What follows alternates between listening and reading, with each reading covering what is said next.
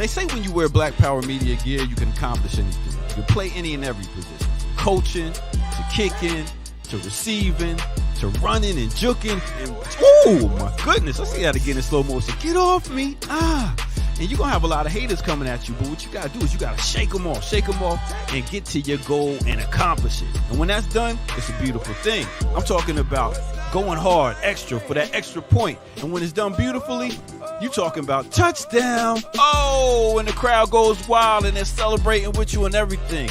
Man, let's see that again. Nice. Black Power Media, baby. That's how we do it. Now go to blackpowermedia.org and get you some of that gear. Empower yourself today. Yeah.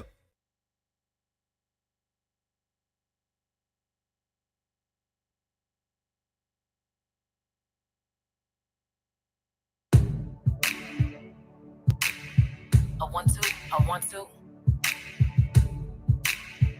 Yeah, it's Momo Fresh. I never seen a diamond in the flesh. I cut my teeth on wedding rings in the movies, and I'm not proud of my address.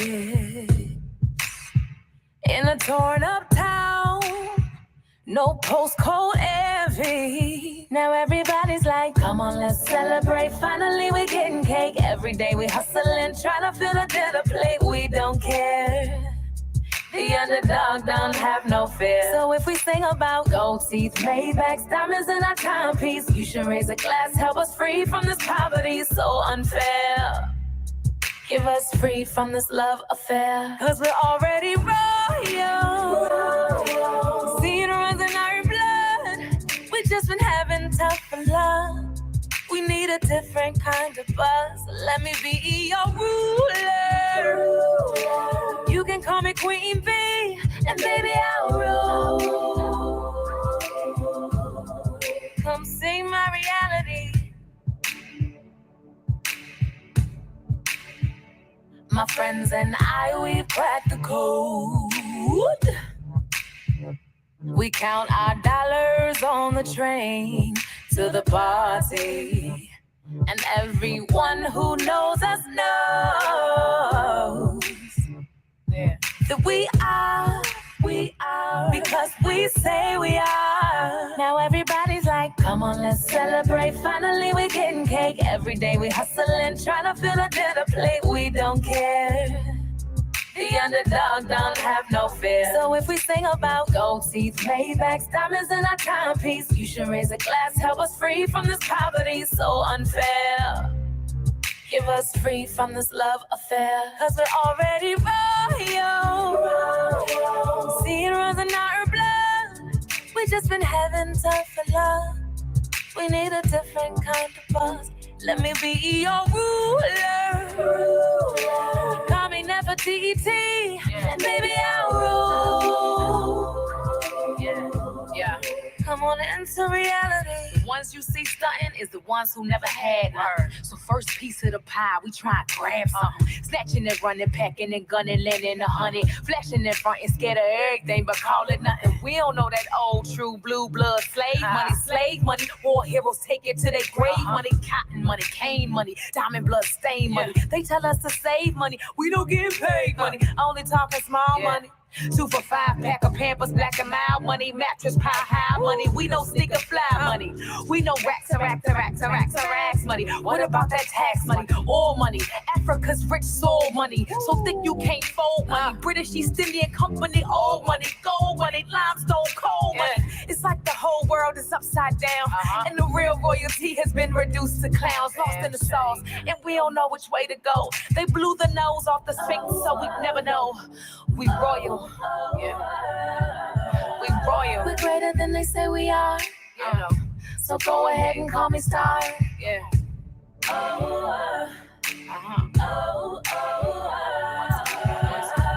Wake up if you dare. Let's get free from this love affair.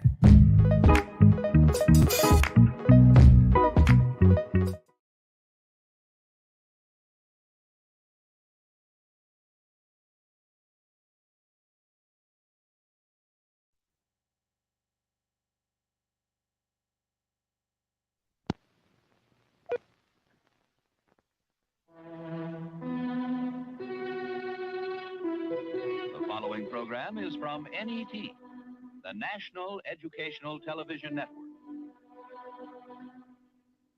I'd like to live in a tree-lined street. I'd like to have a summer home on the lake. I'd like to have a yacht and belong to a North Shore Yacht Club. I like to wear suits from Brooks Brothers. All Americans, and I am an American, we think this way. There's no other way to think. I can't think African. I can't think Irish. I can't think Norwegian. I have to think in the society in which I live, which is a white society. So their values are imposed on me, and I think this kind of way. I don't think of myself as being a Negro. Never until recently have I really been concerned that I am a Negro. I thought all the while that I was an American. You got to earn your liberation.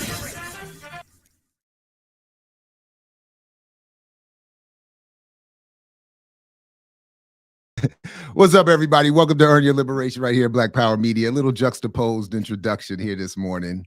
Moo Fresh, Mamouna Yusuf in her appropriate response to Lord, and then a clip that Anthony D from a documentary Anthony D sent me this morning on the black middle class. I just think, anyway, what's up, fellas? Diallo Kenyatta, Ichi, y'all.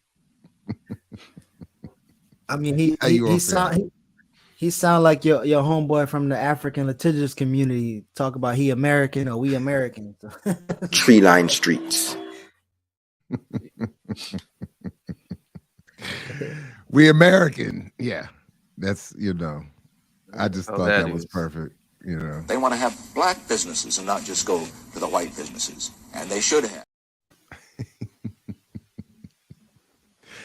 What's up, man? Diallo, you back, man? You feeling better this week? Yeah, I had to come. No, I don't feel better. I feel bad, but I was gone one day and y'all replaced me.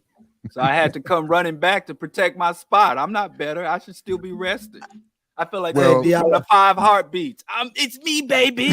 I'm back. Come on. It's me, man. You can't replace me. Nah, you got Ross in the chat scared, man. Like you showing up on time, everybody nervous, bro. What's going on? Right? I was laid out and I turned on Earn Your Liberation and somebody was in my spot. Y'all ain't loyal. My bad. You know the rest of the verse. You know who ain't loyal. I didn't say the word. I didn't make the song, but y'all ain't loyal. Anthony, that audition went really bad. Nah, we tried. Audition went really bad. So I expected to look on here and see 2 people. It was just like still 3. I wasn't gone a whole day, and So it was just like the original 5 Heartbeats. We did. It is a lesser version, but the show. No, one monkey can't stop no show. But I still have to see. Look, I'm here now. It's me. It's me, Jared. It's me, E.G. I'm here. I'm back, baby. I'm ready. I'm ready now. So y'all done put me through this. So here I am. I'm gonna suffer through this show. Before Rabbit Proof Fences, I think that was the last movie that got me to cry, man. I think when I first saw that film, I shed a tear, man. I'm not gonna front. But you obviously didn't learn nothing. I didn't. And if you got a chance, I don't know if you got to anybody real quick, because the 5 Heartbeats is legit one of my favorite films. If you haven't had a chance to see the documentary with Robert Townsend about the making of the film, try to find it and watch it. It's a fascinating story, and especially when you hear about who was supposed to have been in the original cast and all that went down with the film and all that. It's dope. But anyway, yeah. Oh, somebody, no question. You saw McLuhan's Wake? No question. Another one of my favorite documentaries, and I think that is a good description. If you it does feel like you've taken something when you watch it. But anyway. Yeah, he is underrated. But anyway. So what's going on, fellas? What's happening? What's the latest? And real quick, folks, come back at 12 o'clock today because Kali Akuno is coming on to talk about cooperative economics, Cooperation Jackson, And I think to tighten me up a little bit on my critique of cooperatives and whatnot. So we're gonna have a good discussion at 12 o'clock. Anyway. So what's up? You got Diallo making the people mad about Tina Turner this week. Why? What did Diallo do? Oh my God! You said something about Tina Turner. Oh my God! What did you say? Every time we lose one of our greatest leaders, I mean, this dude is just always hating on our leader. Oh. Why not Diallo? What happened, Diallo? She you say she. Listen, he mad because they show her and Ike showed up late at that Black Party convention thing they had, and that wasn't the worst thing about it. It's the media ran with that because they were like, oh, the vicious, violent Black Panthers attack celebrity couple type, and they were like all in the headlines about the vicious, violent. But that's just old news. I mean, but Tina Turner just wasn't down for us. She didn't reciprocate the love the hood had for her. That's all. And I just think that, as I've said before, we don't incentivize loyalty to our race. We do not incentivize loyalty to our race. We show as much love to the people who sacrifice for us, who hold solidarity with the Black masses, people who engage our struggle and acknowledge that they came out of our struggle, because you cannot point to any Black individual success without tying it back to collective struggle. Without tying it back. So I have a problem with any prominent Black person, however they came to prominence, through academia, through politics, through the clergy, through entertainment and ball chasing. I have a problem if they don't kick back in, if they don't pay the dues, if they don't lend back or reach back. Harriet Tubman came back after getting her own freedom. I have an issue with that. And I think we should not hold those Black people in any type of regard, especially not in the regard we hold those Black people who do reach back, who do hold solidarity. Wait, Tina Turner didn't have nothing for Black people. I thought they reached back by coming to perform at the thing in the first place, even though they got paid $7,500 and they was late and their career was declining. But I thought they was giving back by performing. Wasn't that, giving back?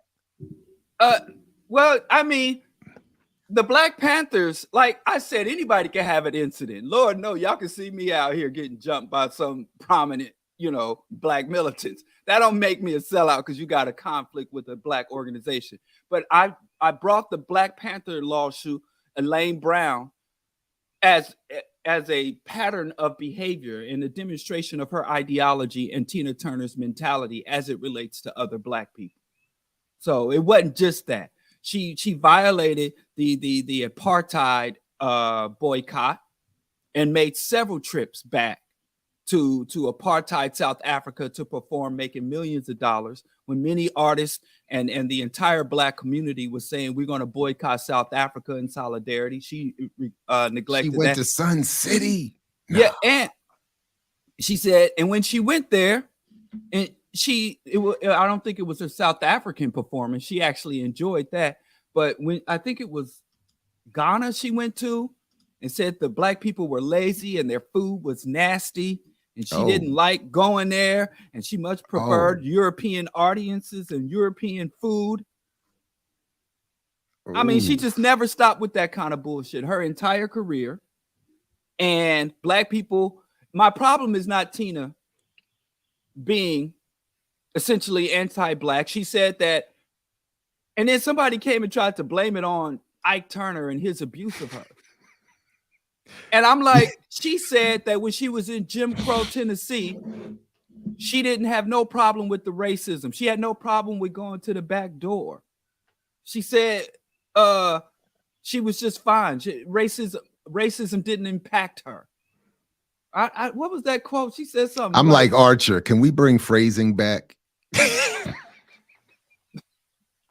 What did she say about racism? It's just so much. I don't even know, man. And all I said was Sun City is Johannesburg, is what they were calling What's the word? Yeah, they were talking about the boycott in the 80s against Sun City. It's a lot of celebrities, black celebrities, old school aunties and uncles walking around here who violate. Stephanie Mills got up trying to talk some mess about black artists. Oh yeah, Tina Turner, I had to look it up. She said she shrugged off racism. She shrugged off racism. That's what she said. She did have strong shoulders. Yeah.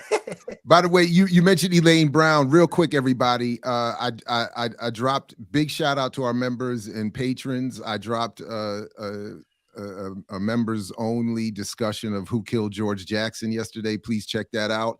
And I'm going to save my Elaine Brown story for another members. It is worthy of members, patrons only. So thanks to you all. Please consider, if you can, signing up.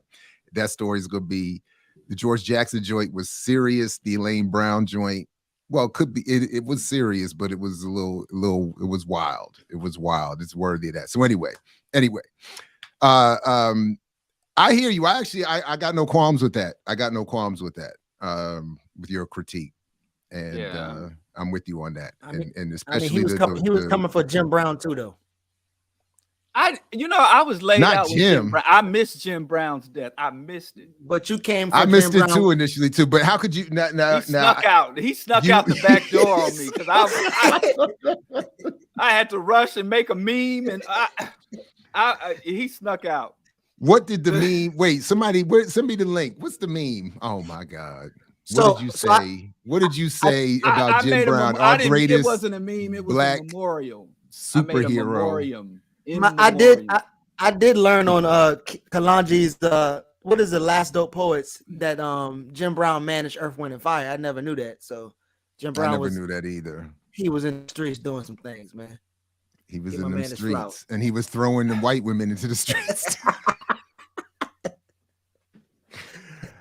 I'm not trying to make fun of that, but I did not the incident itself, but I did. I'm a walking contradiction. My contradictions got contradictions. What's the dude in let me get this set up here for I just acknowledge the man's legacy. Oh yeah. Oh, this is the one. Oh, I did see this. I should have known. Wait, I didn't know it was you. I just saw. Oh yeah. I didn't know it was Diallo. That's what. He snuck out the back door on me. I was sick and laid out when he. Shame on you. How you gonna call this man a coon, man? Huh? How he gonna be a coon? People be mad at me for calling people out, and don't be mad at the people for doing this shit.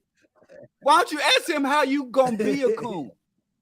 You remember what he said when they asked Jim Brown about racism and discrimination at the Playboy Mansion. Remember what he said? That's the wrong. Ain't no racism at the Playboy Mansion. No, he said it was, but he said the black people didn't know how to behave themselves. He said, I don't get in trouble at the Playboy Mansion because I walk in there, I know my place, I know how to behave, and I sit and behave myself. So that's why I don't have to. And Jim Brown nominated Hugh Hefner for 2 NAACP awards. He wanted the NAACP to honor Jim Brown because Jim Brown had 2 bunnies of the year who were colored. Malcolm X interview, Dr. King interview, Marsha McLuhan talking about black people in the pages. He let Jim Brown into the bunny farm. You better stop it. You have done more for black people. So we might as well call Donahue had Khalid Muhammad and Francis Cress Welsing on. Don't you talk about the greatest white journalist? Don't you dare. Now we're gonna have a fight this morning. If you talk about the greatest white journalist in the history of journalism one more time. What are you talking about, Jerry Springer? Yeah. Phil Donahue. And you better put some respect on that man's name, on that white man's name, on that white, as R.M. Brown's been saying, on that white man's name. You better put. But here's the funniest thing for me, though. I will say this. Years ago, I was at one of the media reform conferences in the early 2000s. And I'm sitting in there looking at all the Amy Goodmans and Naomi Kleins tell us how we're going to democratize media and all this other stuff. and I'm sitting there. There are all the critiques of the commercial media environment. Remember when Amy Goodman used to say breaking the sound, the corporate sound barrier, all that kind of stuff. We sitting in there, and I look up and I realize that sitting directly in front of me is Phil Donahue. And I promise you, I said to myself, if motherfucking Phil Donahue is sitting in this media reform conference with me, it's a wrap. It's over. If Phil Donahue can't get a job in commercial media and has come to the dark side of the reform movement, I was like, it's over. There's no hope. We might as well quit. Quit. I said that the legend, the God. It's like I'm just playing. But I did have that feeling though. I was like, man, what's Phil Donahue doing? Let me tell you, y'all better shut up to me talking about that stupid gang truce. Oh, Diallo. The gang truce is, man, hey. How many gangs have you worked with, Diallo? Hey. Dealing the real gangs is as a whole coming hard at you. Gangs as a whole. I've never worked with an entire real gang. anonymous. Who does it? Allow me to explain something to black people, because every decade or so, there's some major atrocity where the gangs who've been inflicting nothing but treasonous race violence against their own people, the gangs will come out and call a truce. Do you know what a goddamn truce is? A truce, what happens during a truce is that the warring factions are allowed a respite so they can reorganize their troops, accumulate resources and weapons in order to have a greater conflict in the future. That's what always happens with truce. Look at the truce in World War I and World War II, the armistice, where all they do is go to their respective sides and they accumulate more weapons and accumulate more troops and come back at each other harder. Gang truce is, and by its very nature and definition, truces are temporary. So stop dancing in the streets every time these bloodthirsty, coon-ass CIA operative gangs call a truce. And we act like, oh, this is a good thing. What you need is abolition. Until the gangs come out and say, listen, we're going to allow members of our gangs to renounce their membership without consequences. We will allow you to walk away consequence-free. That means the gangs really realize their role in our genocidal oppression. That's when they say, okay, we acknowledge the role we play. We acknowledge that we are assets of the oppressors, that we help to sustain the oppressive status quo. So we will call gang abolition. If you can't get gang abolition, you need gang amnesty. That means the young men who were intimidated, motivated, or for whatever reason got into gangs in their adolescent and youth and be like, I got to do this, is blood in, blood out. I will respect the gangs when there's a racist atrocity and the gang leaderships and the gangs in general say, hey, we're going to have gang amnesty. Anybody that wants to walk away from this destructive life, anybody who's sick of preying upon and adding to the oppression, compounding the oppression of black people, you can walk away. You can renounce your colors. You can drop your flag and walk away. Come to me when you can tell me about gang amnesty and gang abolition. Shut the blood clot up about gang truces. I don't want to hear that bullshit. You know how many gang truces I done went through? You know what I mean? You know how many since Rodney came? I done gone through more than half a dozen official gang truces, and the motherfuckers come back harder and bloodier and deadlier than ever. He helped with a gang truce in LA. And look at LA. I was just in LA a couple of months ago.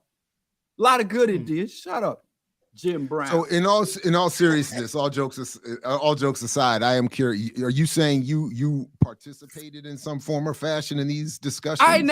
No. Or you just saying you lived through and witnessed them? I'm just trying to be clear on what you were. I thought I wasn't sure what you were saying. I'm sorry. I lived through gang truces. They call for gang truces. I mean, the first gang truce I went through was the Rodney King 92. After I did participate in the 92 rebellion with Rodney King. That was the first. And then there was a lot of people don't know this. After the Million Man farce, the first Million Man farce. You got to be specific, because I mean, every time he go into debt to some oligarchs in the Middle East, he calls a farce. I mean, a mark. But anyway, let me stop.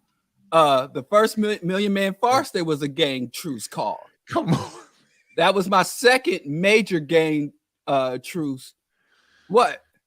Hey, history is history. Y'all mad at me for saying shit, but y'all don't be mad at the people for doing the shit I'm talking about. John Henry Clark talked about the fundraising aspects of this Million Man March. A lot of people have brought up the fundraising. I was not looting but, during but the a lot of Rodney King people, rebellion. a lot of people have not. But the only thing I have not seen is the actual evidence. But I've been hearing stuff about the fundraising. I put my couple dollars in the bucket. I felt good that day. I felt good that day watching. I was primed for it. It was I will never deny how good it felt to be in the crowd that day. I'm not gonna lie. It may have all been a complete fantasy and mythology and a hustle. I could have been, Mark's feel good too in the moment. So I'm with you. There was only two. There was only two, right? Well, there was it depends on what the million youth, the million women. You weren't around. I went to one of them. There was the Million Man Farce. There was the Million Man Farce, and then you had the Million Family Farce, and he organized that with the Universal Church. The cult leader Sung Young Moon, where he had the mass marriage. He did have a relationship with that. Oh yeah, and so he brought in that reactionary fascist apocalyptic cult. So they tag team, and he tried to sell us to the Moonies. And then the you might be too young march. for that. The Moonies, oh man, yeah, that's real. They still around. The one I went to saying, was but I'm talking about everybody they used to act own like the Post. They used to watch the Post. I used to drive by their building almost every day. Remember, there's this thing called influence peddling. That's an old term, old criminal justice, old political science term called influence peddling. So you rise to prominence in a group, and then you take your position of influence over that group, and you basically sell your group to other groups. Like I have. Now you said that's illegal in certain places. Farrakhan has done that with black folks. Farrakhan is like, I'm the most prominent. I'm the HNIC. And he will go around to various other groups and other communities and be like, listen, I put my stamp on it. Black people, I can give you instant legitimacy amongst millions of black people. So he did that with Sun Young Moon. He tried to do it with Scientology. It's just his shine, his gloss had dimmed a little bit. And so is theirs. I mean, even that is just. That's why they get together. That's why they're doing it. That's why they have to, what they call link up that Captain Planet, like Captain Cult. The cult leaders put their rings together when they start to fall off. And so I don't know what we talking about. I don't know. Man. He had the Justice or Else, the Millions More movement. That was the last farce. The Millions More movement, and it was Justice. But hey, since we over here, like, so the one I went to, what's the guy name from Baltimore, preacher Jamal Bryant was there, and he was pretty much preaching a revival. He was trying to win us over to Christianity. But since we here, let's just go to the. I didn't go to none of them farces. I ain't went to there because you're a hater. They had some good vegan cakes. Look, I wasn't a hater in the 90s. I was a bright-eyed, bushy-tailed young activist. And I smelled a rat. So we're here, let's go to the. What Dr. Clark said, a march ain't nothing but a waste of shoe leather. The right-wing Pan-African groups. Let's go there to the radical. I don't want to call them radicals, but the people who we are seeing siding with the right wing now. I don't know if we can play that video because one, we might get a cease and desist. I don't want to get. Two, the white boy, he's with KKK, and I don't even think YouTube want him on YouTube. But I can at least pull up I'll pull up if I have it over here, the picture. Oh no, that's not it. Well, anyway, go ahead and describe at least, and then was it in the chat? Yeah, it's in a chat. Not in the it's in a text group chat. But so one of the brothers from the African litigious community sat down with one of the, I guess, I don't know is he KKK? I think he's KKK. But I know he's like good friends with David Duke, and they're actually discussing having straight black men and women on a Pan-African side meet with the KKK, and they come together to all go against the Jews because the Jews are running the media and they controlling us, and they got all the money. I don't think I know who this dude is, but this is. I know him and David Duke real but tight. Y'all missing the primary point. It's not the irritated bowels genie looking more and more like a genie. I mean, if you look at his profile, look at his ears are getting bigger. They look like they're about to come to a point. His nose is expanding, and that shirt, that busy shirt. I mean, any day now, he's gonna twitch his nose and grant all of us our wishes because he's starting to look like a genie.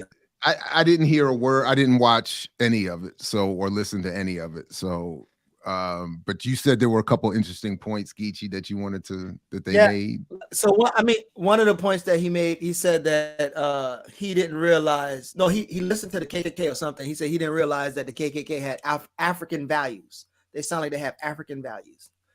They do. They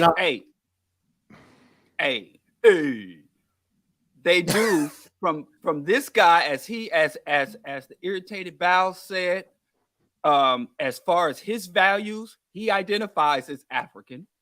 It's really weird that he's anti-LGBTQ when this dude is trans as it get, because he's transitioning from right-wing reactionary ideology but he identifies as a radical African. So trans identity shouldn't be so offensive to him.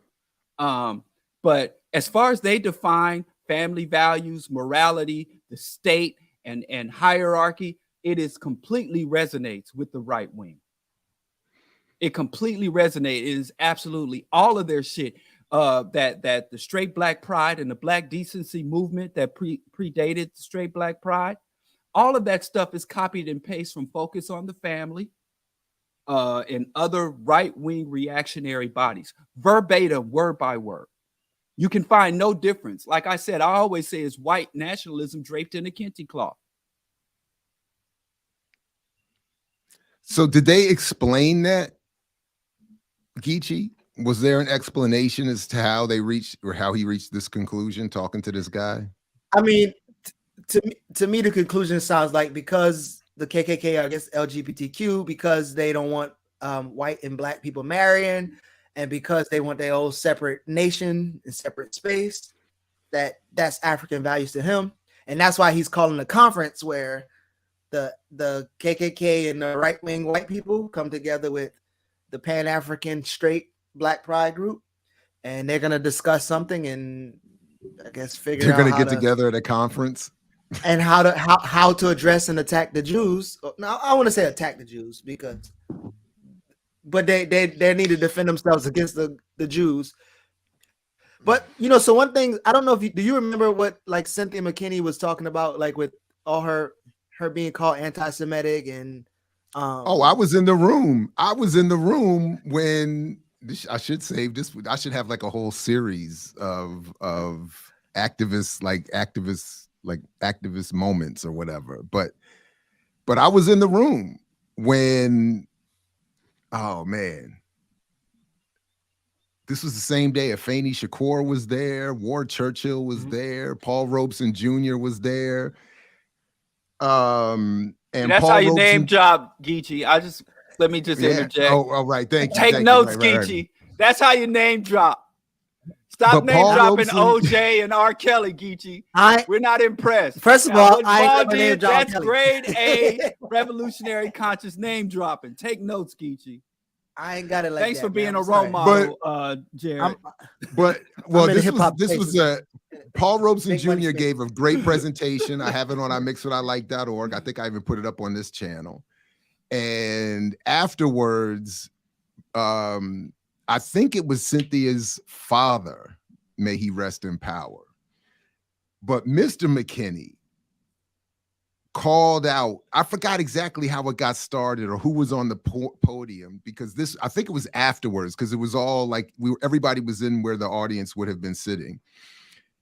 And he goes in on the Jews and how they had ruined his daughter's political career, how or attempted to, and how they did what I don't know what exactly he was saying to Robeson Jr., but Robeson Jr. did something that I think that it was just the worst thing I think he could have done in the moment. And in the moment, I actually felt bad for his wife, because his wife, who was a Jew, he turns to her, and as McKinney's father is yelling at him about the Jews and they did it, he says, "But this is my wife, and she's a Jew." And her face, like if she could have disappeared into the chair, she would have. She could have sunk into the floor and disappeared. And I was like, why would you put her on front and invite him to then turn specifically to address your spouse? Which of course he did. And then it got like heated, even more heated. And then I forgot exactly how it, dissipated. Nothing, of course, But I it was. So anyway, Cynthia and her father have had moments of very aggressive and overt hostility to. Can I raise my hand? Yeah, go ahead. First of all, the hood. Listen to me, streets. I know y'all mad at me for talking down on Tina, Farrakhan, man, and Jim Brown. And I just, if you don't listen to none, I know before y'all kick me out and take my black card. Just remember this, black people. I think we would be much better off if we could understand this. There's a big difference between left-wing anti-Zionism and right-wing anti-Semitism. Oh, right, yeah. Mm-hmm. We have to make that distinction for our own good. For our own good, because those two things hit different and it puts you in two opposing factions. What you will realize that most anti-Semites are pro-Zionist. If you look at the dispensational movement and the far right-wing religious factions, remember Trump is a racist white nationalist, and he's loved by the Nazis, and he's also the best friend of Israel. Look at what he did legislatively for Israel. So we have to make sure that we don't, because the Zionists love to muddle that pie. They love to muddy those waters as well. So if you are coming at them peoples from a leftist anti-Zionist perspective, go off.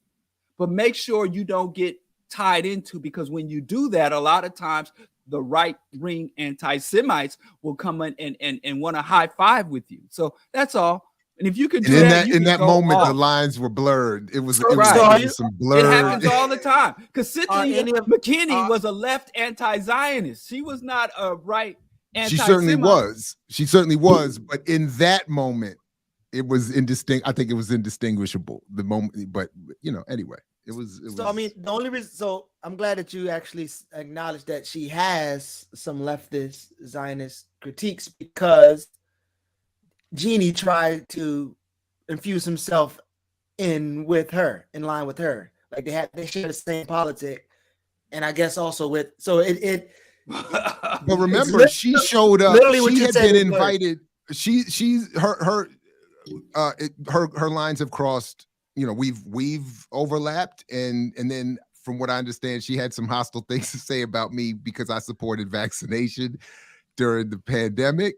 But she was also, so I know a lot of Black nationalists and radical spaces appreciate her, but she's also overlaps with some spaces that I think are inappropriate.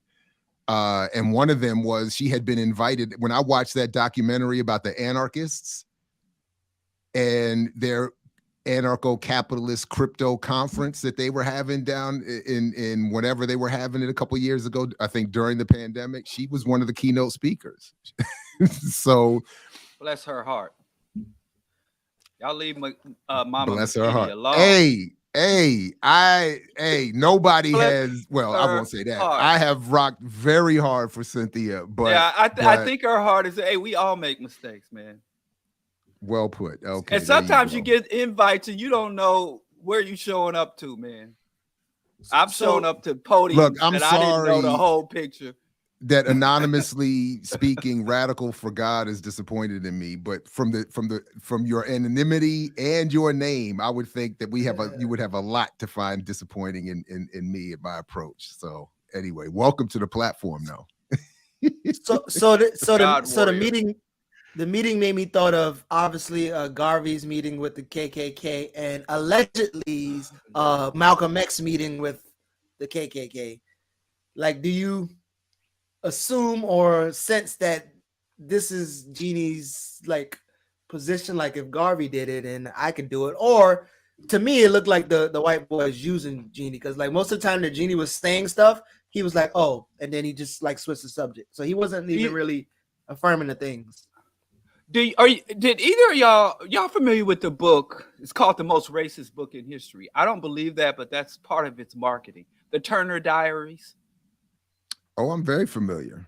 So in the Turner Diaries, it's literally a book that writes enthusiastically about race war and mass slaughter by white warriors, white Christian warriors rising up and slaughtering all the mud people. But in that book, there is a term called like-minded minorities. Go read. Don't read the book. Don't buy the book. Just take my word for it. Shit, I can't. Y'all got me out here boosting shit that I should.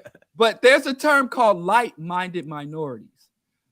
From the Nazis, neo-Nazis to the K, they always understood there's a segment of the population that they target that will align with them. They call them like-minded minorities. On our side, we call them useful idiots. That has always been the case, where some black person will rise up and want to align. And it's not unique. It's not unique to black people. I have to say that this is not a black phenomenon. This is in any type of oppressive power dynamics. The Brits versus the Irish. I mean, we got whole populations of here, refugee populations living in the United States that were only here because of their high level of treason against their own people when the U.S. empire invaded Cambodia, Laos, Vietnam, Korea. You got right now, there's a whole mess of new Afghani and Iraqi immigrants who were cooperating and coordinating and supporting the U.S. imperialist invasion of their land. And when the invasion goes left, they have to bring them wholesale over here as payment, as reward for their treason if you're on one side, or their cooperation and support on the other side. So the white nationalists understand that if they took up arms and their great race war started today, they would have some minorities who will support. Remember that Latino kid with the swastikas and the SS that just did the mass shooting? I mean, the white nationalists know that there are like-minded minorities, and they incorporate that understanding into their larger agenda. Yeah, they certainly try. That is absolutely part of the attempt, for sure. Yeah, go ahead. No, I was gonna ask, like, so I was trying to look, but is there this idea of what group of Jews are in control, or is it just when you hear it, do you hear just like, oh, there's no specificity, there's no distinction, there's no even the bottom 80% that don't got no money. So yeah, if that exists from their perspective, I don't think that they would see that as even a possibility or existing. But yeah. No, there's no class analysis. It is the mud people. It is the unhuman, and Jews, Catholics, Eastern Europeans, certainly the mud people of the world majority. They're all just grouped and lumped in, and yeah. Well, so but people, this is something that's going to come up in our discussion later today, is that, and it's part of the critique that I've had when it comes to that we've talked about here when it comes to Amos Wilson and buying power.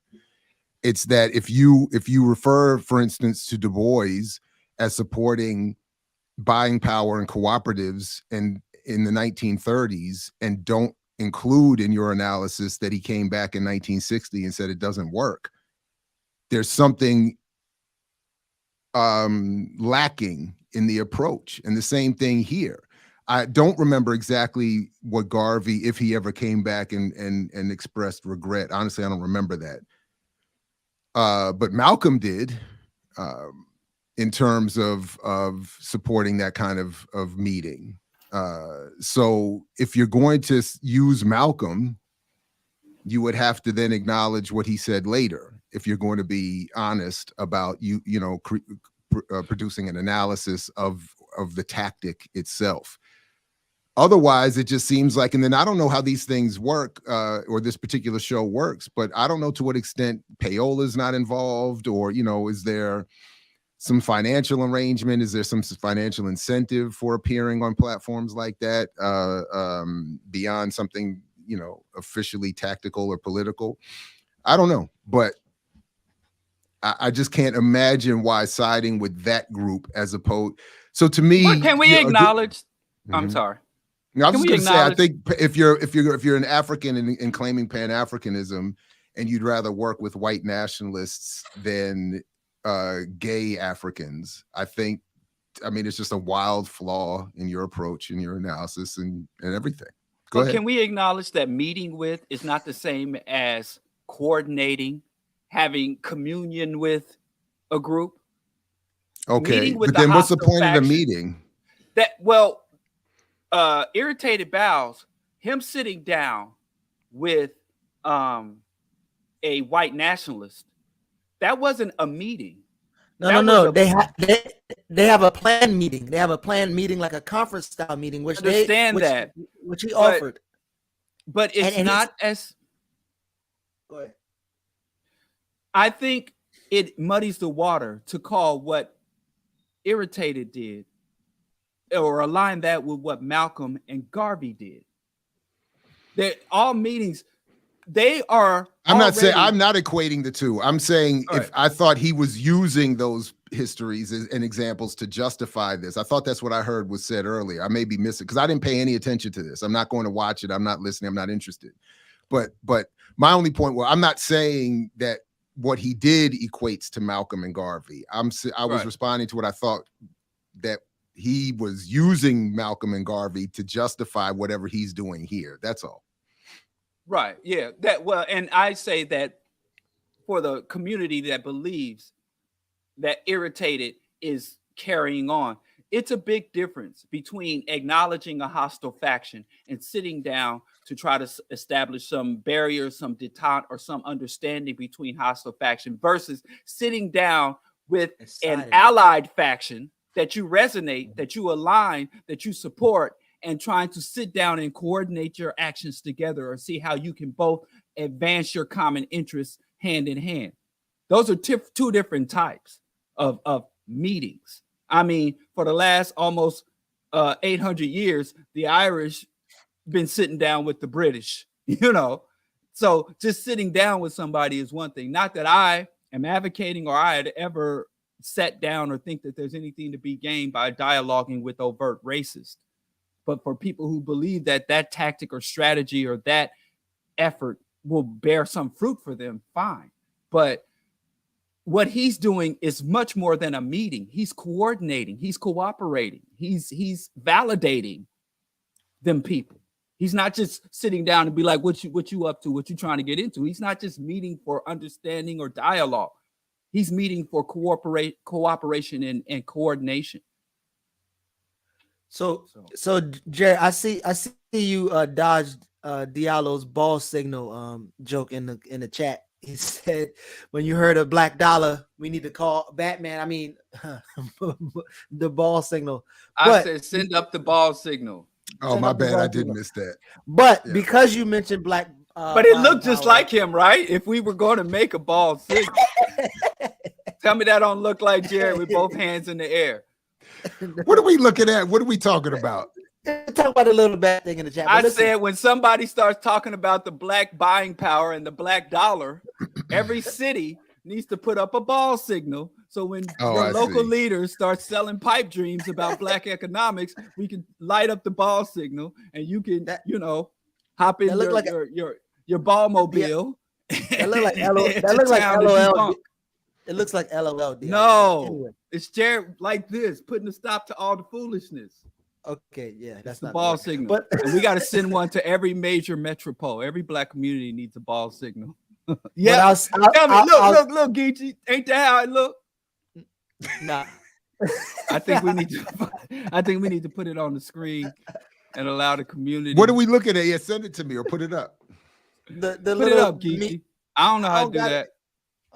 But anyway, while we putting it up, Jared mentioned something about black mind power.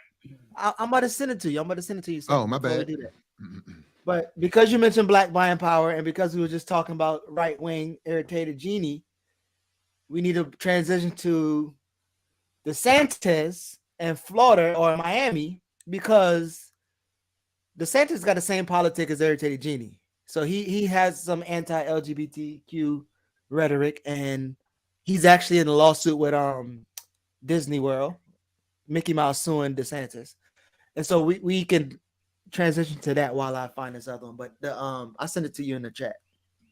I mean, I got it here. I got this one here, that the power of the black dollar, the NAACP travel advisory in Florida, a reminder of 90s boycott. Boycott, sorry.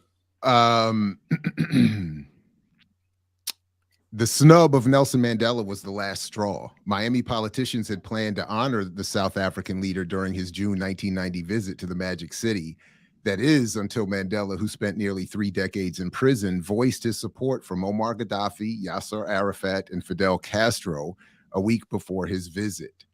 So in response to that, there was a call for a boycott. They stopped Mandela from they rescinded his invitation, I guess. And then there was a campaign. In their rebuke of Mandela, prominent Miami attorney H.T. Smith saw a rebuke of black Miamis like himself. So on July 17, 1990, he launched a boycott. He launched Boycott Miami, an effort that encouraged black tourists and businesses to steer clear of the city until it had done right by black residents. The campaign, which lasted, I'm sorry. Well, the campaign, which lasted 1,000 days and was supported by the NAACP and other groups, cost the county an estimated $20 million to $50 million in tourism. So out of a multi-billion-dollar tourism budget. The only other thing that I thought of note in this story was the name Nsumi Moore, who some of us in the DC area will remember was a Howard University professor and was often around Sankofa books back in I guess the early 2000s, mid 2000s. But the argument here is that black businesses become a sacrificial lamb, and that when people do this, it's black businesses that get hurt the most. So we should be concerned about that. Think about that when we as president and CEO of Miami-Dade's Chamber of Commerce, Eric Knowles, said it's we're in between a rock and a hard place. Are you though? 7,000 black-owned businesses. Are you though? Well, is that a rock and a hard? I mean that. Man, it was a sister who said it was a sister. It was a sister who said that though. The sister said that they're the sacrificial lamb, but she also but the rock and a hard place was Eric Knowles' line. That was his line. I'm saying, but there was a sister who was right. There's a woman, I mean, don't rebel against slavery, because that could hurt black-owned plantations. But what do you think about her suggesting that the NAACP connect with Disney World, since they already suing DeSantis? Why don't they cooperate with one of the bigger tourism or entertainment groups? Like, you think that, again, to not hurt the black dollar or hurt the small black businesses, you can go work with the Disney World. Lord, man, huh? So you ain't asking me. the rock in the hard place is, of course, created by on the one hand being a capitalist business or attempting, and on the other claiming that you're for the people. And there's this narrative that keeps running that it's the Black business community and cooperatives and this, that, and the third that were the quiet. I was just reading something last night, the silent partners of the liberation, the civil rights struggle. And it's like, yeah, I mean, so that's the real rock in the hard place, because the reality is you can't do business to get free, and you know, and businesses can only do so much business, especially if you're Black, especially if you're counting on Black dollars. There's only so much you can expect to have happen. So yeah, you can partner with Disney or hope to get bought up by Disney or whatever the real goal is, but that's anyway. Listen, that's perfect evidence of why Black integrationists has never been effective opposition to white oppression.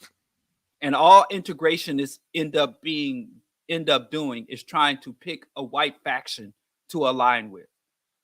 So all they can do is try to graft Black people's destiny, Black people's futures, Black people's interest, and graft it on to various warring white factions.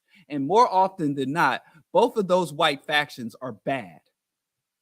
So that's where you get the lesser evil. So Black people, you got Ron DeSantis, an overt racist, white Christian nationalist fascist, or you have Walt Disney, an international, multinational corporation that is destroying ecosystems, enslaving people, and monopolizing media and indoctrinating the masses. So you have these two scumbags, a scumbag corporation and a scumbag political party.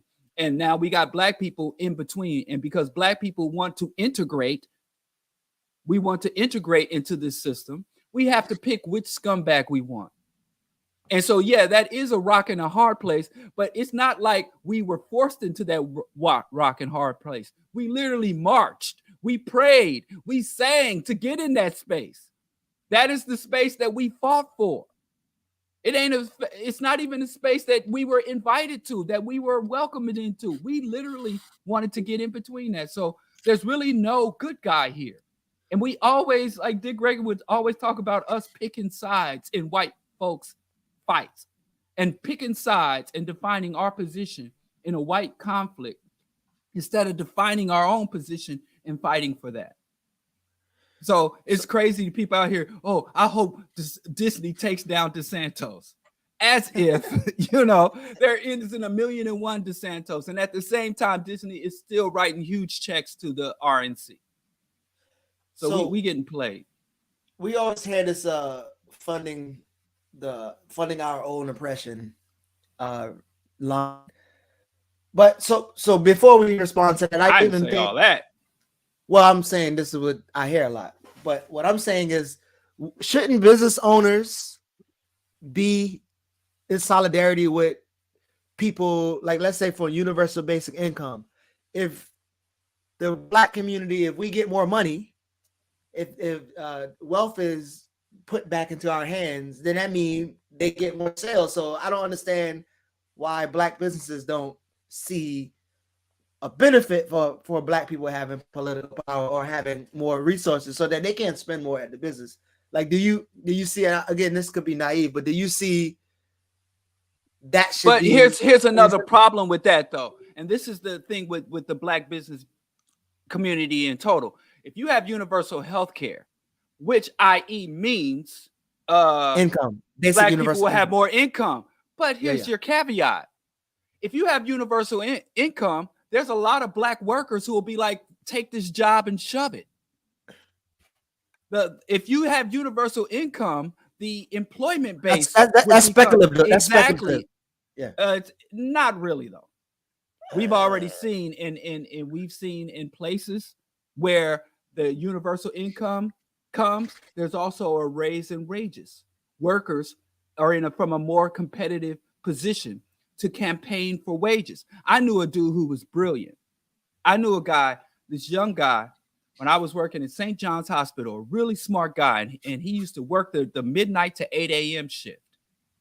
And he had his own business that was somewhat prosperous, but he had a wife and a young child. So this young black man had to come in here and empty bedpans, even though not that that's a really good job, but that's not where his education and his talent lied. He had this whatever computer business, little nerd like you, and he would be out there and had to come work overnight, literally working himself to death. Like you wouldn't have a dude doing an entry level with a master's degree doing an entry level job if he had universal health care. So the black business community is just the business community that's black. Their interest does not align with what's best for black people. Their interest aligns with what's best for their businesses. And what's best for their businesses is having a subordinate working class, a desperate working class, a working class that needs you more than you need them.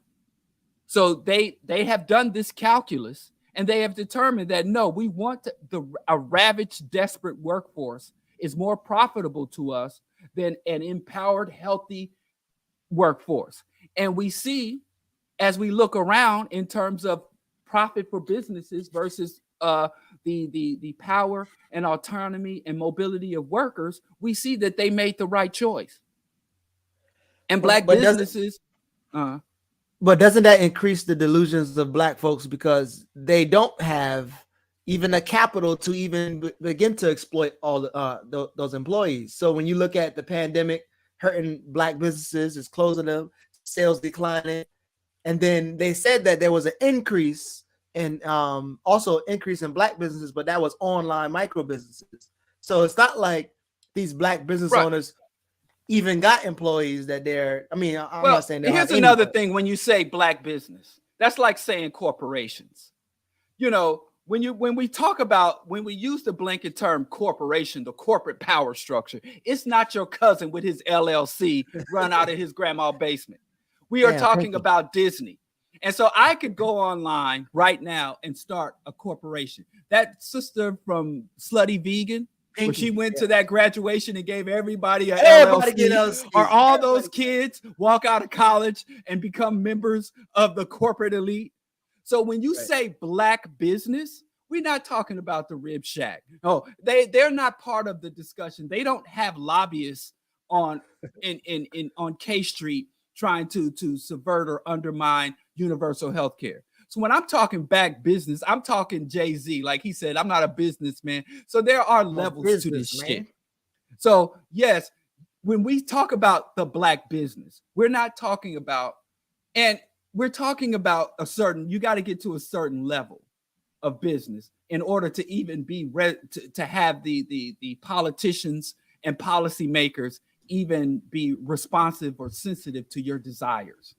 So some black people, you know, they fill out the LLC paperwork and they open a little, stand, they get an umbrella and a shopping cart and open a little, popcorn stand, and they really think I'm a business owner. I'm a CEO. I'm a girl boss. I'm a # rise and grind, but they're not part of the real business community.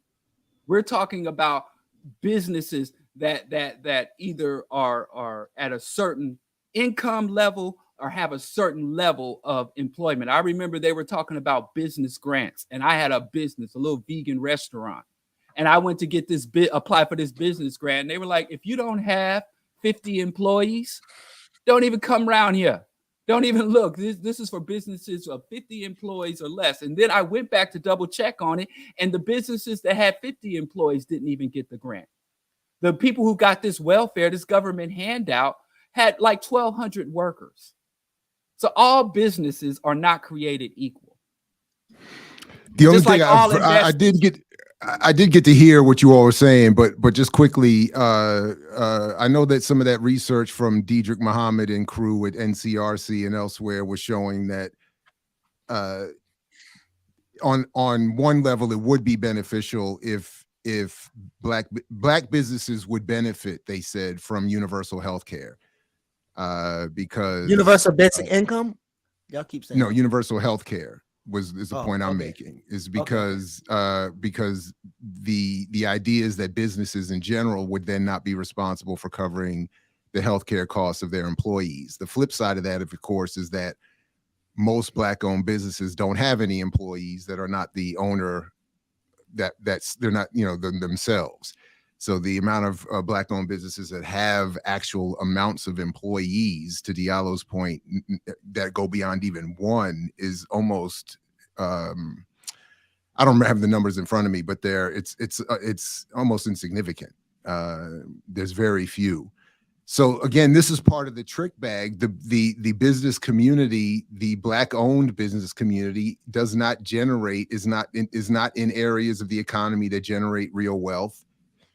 They don't have the same power to have lobbyists. They don't have the same ability to benefit from the lobbying done on behalf of businesses, even in the associated fields or industries that they may be, you know, down the scale a part of.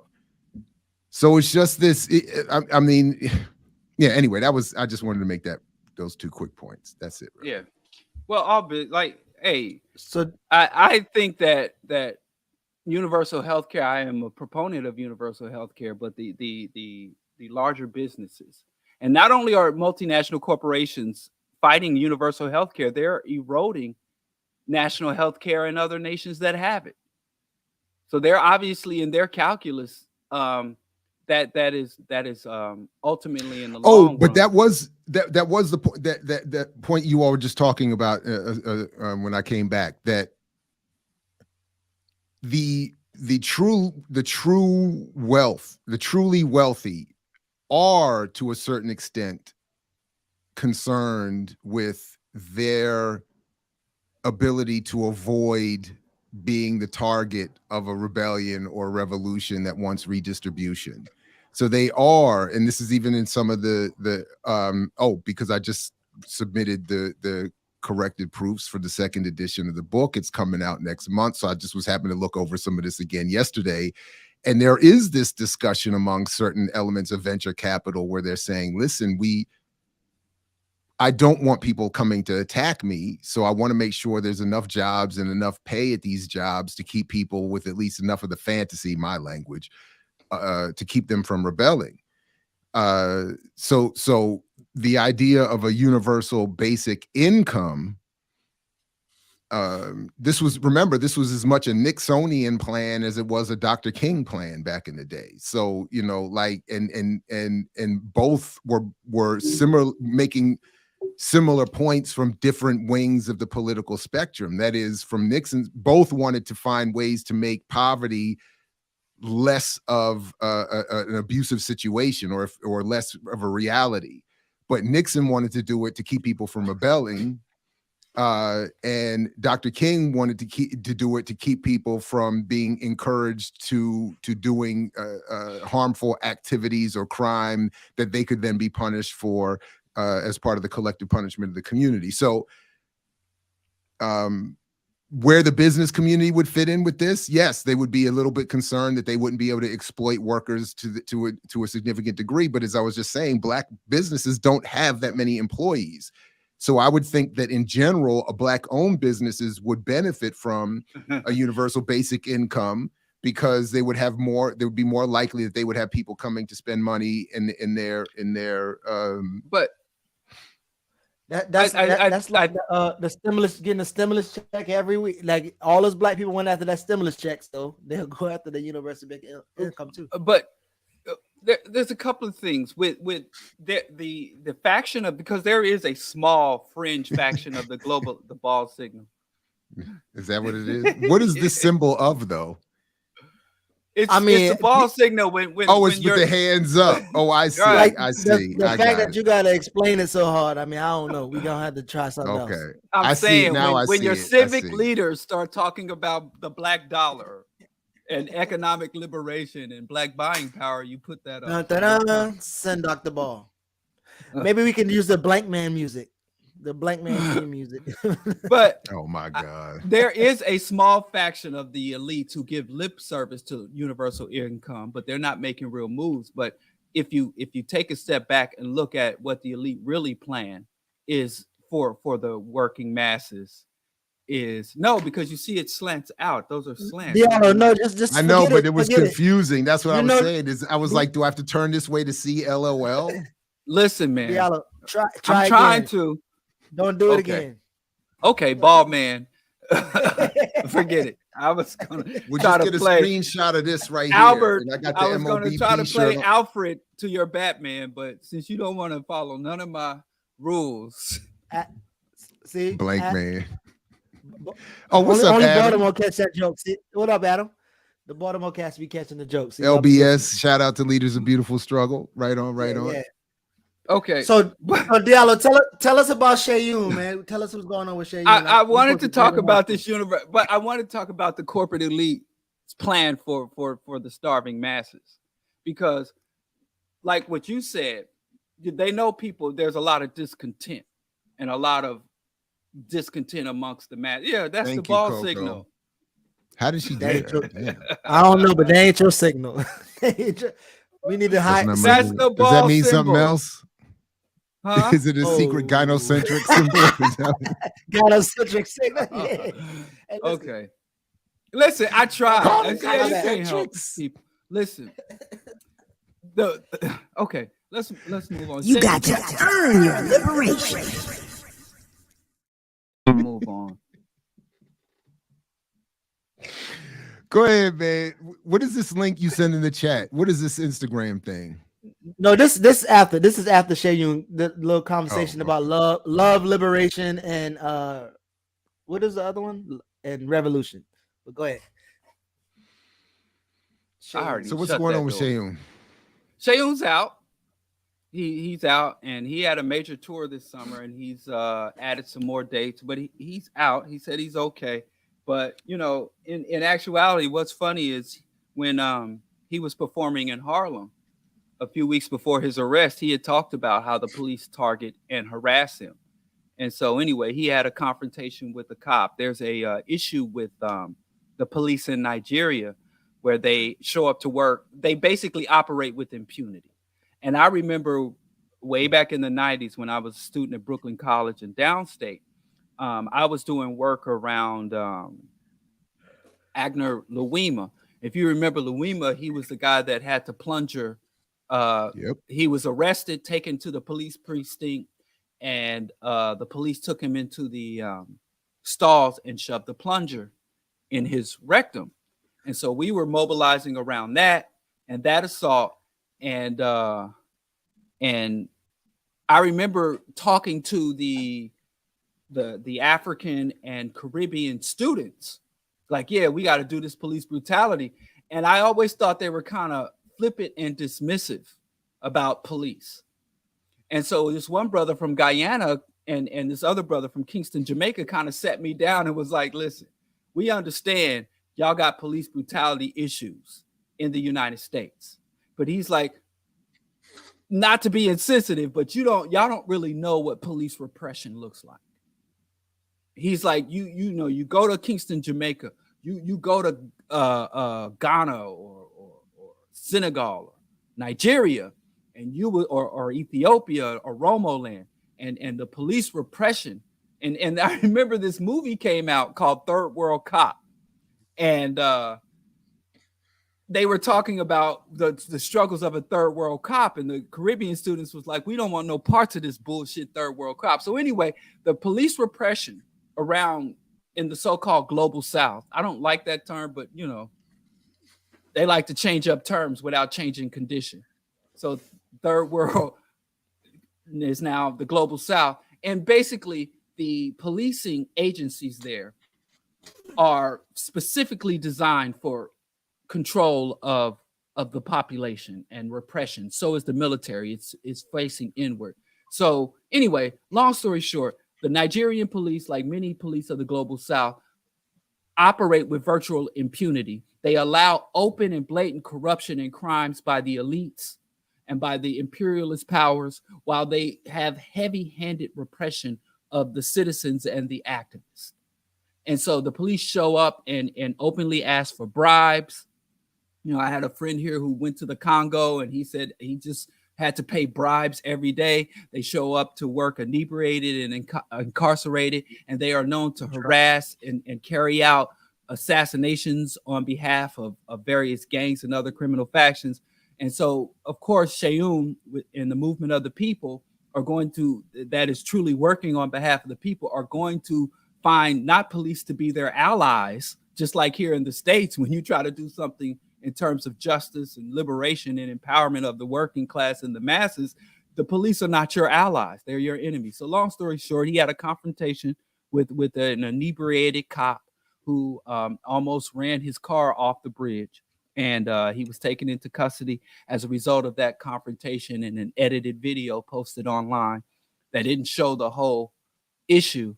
But he is out. He's resumed his summer tour. So if he's coming to your town, get out and see it. It is an experience, and he's going to continue the work. But he's expressed much gratitude. He is aware of the people who cried out, who shared the hashtag, who spoke out, and let it be known that he has not just support in Nigeria on the ground, but international support and solidarity. And it does work. It does matter. So he's out. He's good. He's in good health and good spirits. And to be honest, Sheung understood and always understood the risk that goes with being a revolutionary Pan-Africanist and a voice for the people and the people's struggle. So he's well aware and willing to confront the risk. So, you know, that's that. It's all good. Yeah, and it's all great. I think it'll be dope to one day bring him on, because I remember reading about his grandmother, and correct me if I'm wrong, several of his generation, him, his father, and his grandmother all dealt with the police, and wasn't the police involved in her assassination? Man, I called and invited him on, and he was like, yeah, no problem. And about 2 hours after the show went off the air, my phone rings. He was like, yo, what's up with the show? So, you know, and besides, he says reckless things. He makes fun of people. He talks over people. He calls people's name. Y'all don't want to have him on here. He don't know. Yeah, that sounds like Diallo, did it? Say it again. I was about to say. Run that list one more time. Run that list one more time. What people, Geechee, if you want to talk over people, you got to get your internet connection fixed.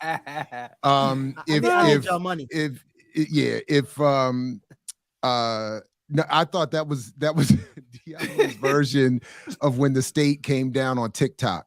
Talk about, you can't surveil and exploit the data of our citizens. Only we can do that. Only one person going to talk over people and name call around here, and that's me. Anyway, I think the only thing in listening to what you were just saying, Diallo, that I just wish I get the points that people make, but I just wish particularly when we're having diaspora conversations, that it could not begin with, you all don't have it the way you all don't get it because you don't understand what we have it over here. I'll never forget when Amy Goodman invited K9 to that discussion when he was on. This is of course before he sold Waving Flag to the World Cup and Coca-Cola. But anyway, when she invited him to make that point about black people here, it's bad, okay, but you all don't really know poverty and police violence because you don't know what it's like in other parts of the diaspora. And I think I understand the point, but I think it's a flawed approach and tactic, because I don't think it's fair to expect black people in the heat of the moment of suffering here to be like, you know what, as Chauvin is doing what he's doing and so is doing what he's doing, you know what, our brothers and sisters have it worse somewhere else. I don't think that I just feel like, yeah. Somebody just said it in the chat. It's divisive. That's all I'm saying. There's an approach to make the point that would invite brothers and sisters in the community into community, as opposed to saying, "Oh, you all have it good here." I'm like, I'm okay, sorry if I gave that impression. No, I'm not saying you do. I'm not saying you were doing it. I'm saying I know that is done often, and that's why I made the reference to K9 again on his way to selling Waving Flag to the World Cup and Coca-Cola. But anyway, we also have to understand there's a lot of times black people in the West will go to people and ask for solidarity and acknowledgement while not giving it. Fair enough. You know, Fair enough. I must Yep. admit that I was ignorant of a lot of things. You know, I was just talking to there was a whole community of Oromo refugees, political and asylum seekers, and they were informing me about the Oromo. So you can't really it would be no different than someone. I remember when I was asked to work with the Palestinian student movement, and many of the leadership really were like, well, you know, racism in America, that was cured by Martin Luther King. So now, you know, since black people are free, Michael Jordan, Oprah Winfrey, y'all all rich and free and wealthy, y'all should do more for us. So I think that happens amongst all people. So I do think because the oppressors are well aware of the potential for international solidarity, and they work to make sure that one group is ignorant of the next. So I think that's a two-way street. I think that black people need to be more informed about the international struggles and the international, because a lot of times when you look beneath the surface, you know, American cops are going to Israel to be trained in urban warfare and urban suppression. U.S. cops, like the cop that shot Mike Brown in Ferguson, Missouri, nowhere St. Louis suburbs, he went all the way to Israel to receive tactical training. And then funded by the United States. Right. It all makes perfect sense. Exactly. And then that's what I was about to say. And then the weapons and the cover for in the UN in their genocidal campaign in Israel is provided by the US. So just as we understand the nature of oppression, we all have to understand that it's all interconnected, and we are not going to get free. We can't secure freedom. Like ADOS doesn't understand that if every black person in this country got reparations, that would just be the beginning, not the end of our struggle, because we'd have to say, are we going to use those resources to integrate with the system of capitalism or to oppose and subvert it? So, yeah, I think it's a two-sided street. We all need to be better informed in general, and we need to be better informed specifically about the various, how the white hegemony and capitalism manifest and operates around the globe as it relates to our people and our collective Pan-African liberation. Right on. Geechee, did you want to get to this next piece? Yeah. So I got Diallo some of his thoughts, but I want to get both of y'all thoughts on it. So, and I invited the brother to come on the show. Me and him going to talk first, but I think he's a rapper, and he's almost like Toby Ali. I don't know Toby's last name, but Toby. But he's like a rapper, and I think him and his wife had a podcast. But they was talking about parenting or him being affectionate towards his father, and how he thought that was like liberatory, or he felt liberation. And so I went and asked about like, why do we like throw word revolutionary and liberation all over the place? And so we just kind of had an exchange, and then another sister came on and say, I'm it's just words or whatever. So I wanted to play the clip and then get y'all thoughts, and obviously the chat's thoughts about, I guess, the language that we use, because it almost sounds like Black love is revolutionary. Is almost sound like the financial literacy argument, and also the sexual liberation argument. They all kind of sound the same to me, but go ahead. My father for the first time. It was at a photo shoot. He drove my mom there, and me and my mom were taking all these affectionate pictures and all these hugging and kissing pictures. And so then the photographer's taking pictures of me and my father, and I put my arm around him and we chilling, you know.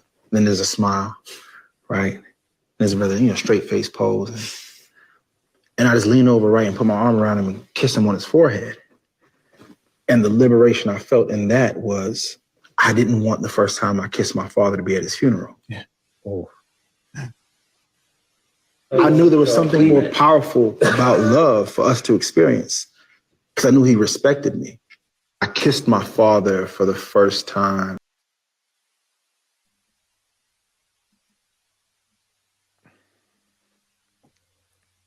So I don't know if it. So one, obviously, it sounds like a backdrop is fathers are more brash and less affectionate, and the fact that he has this affection with his father is like again feeling liberation. Like I don't know if I'm being a stickler with how we use words. It sounds like people's own truth and individualizing words and stuff that has like heavy ideological independence.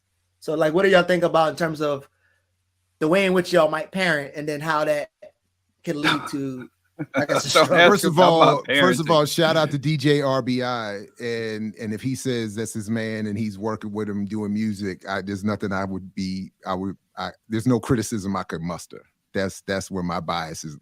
No, in all honesty, but seriously, I think just very quickly, I think that I get the sentiment. It's moving, it's touching, it's important. I don't want to dismiss it in any way whatsoever, but I also have that same reaction that I don't want to confuse what is liberation, what is revolution, and these interpersonal. Now, I will also say my bias is that having never had that experience, it's easy for me to hate and to feel distance from it, or to want to feel distance from it. But I don't. But I think, as objective as I can be, I think that it's still the case that that can't be a substitute for what is liberation, and it can't be. So I don't know the full context of their conversation. I don't know these gentlemen at all. So I don't know what their politics are.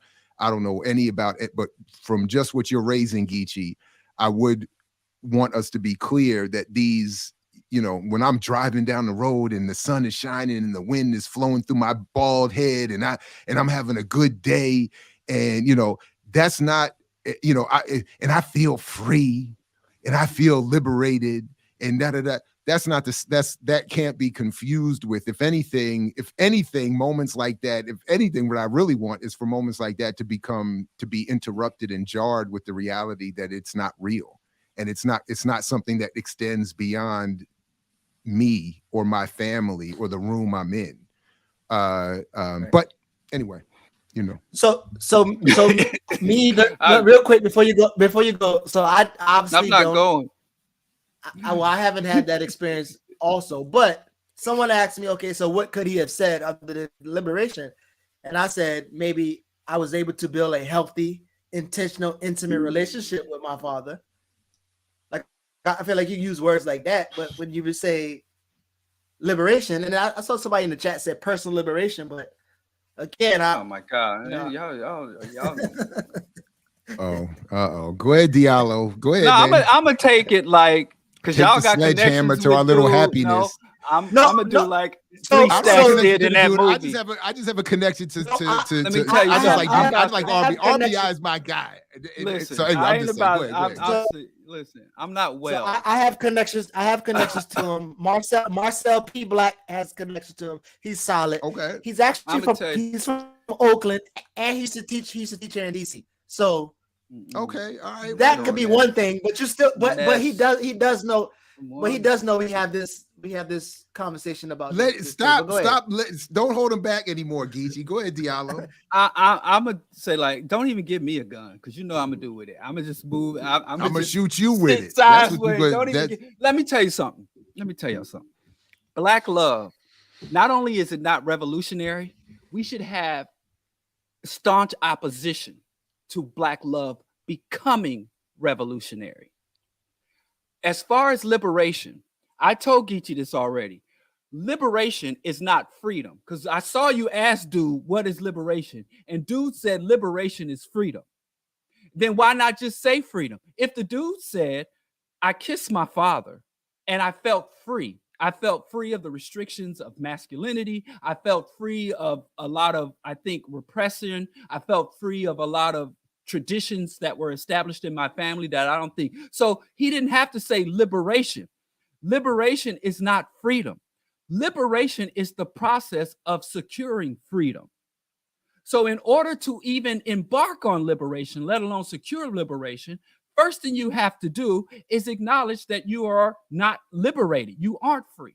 Then you have to define who is restricting or withholding your freedom, and you have to define the tactics and strategies, methods, and institutions that deny your freedom. And that's before you pick up your first gun, before you pick up your book, before you raise your fist. You got to go through all that shit.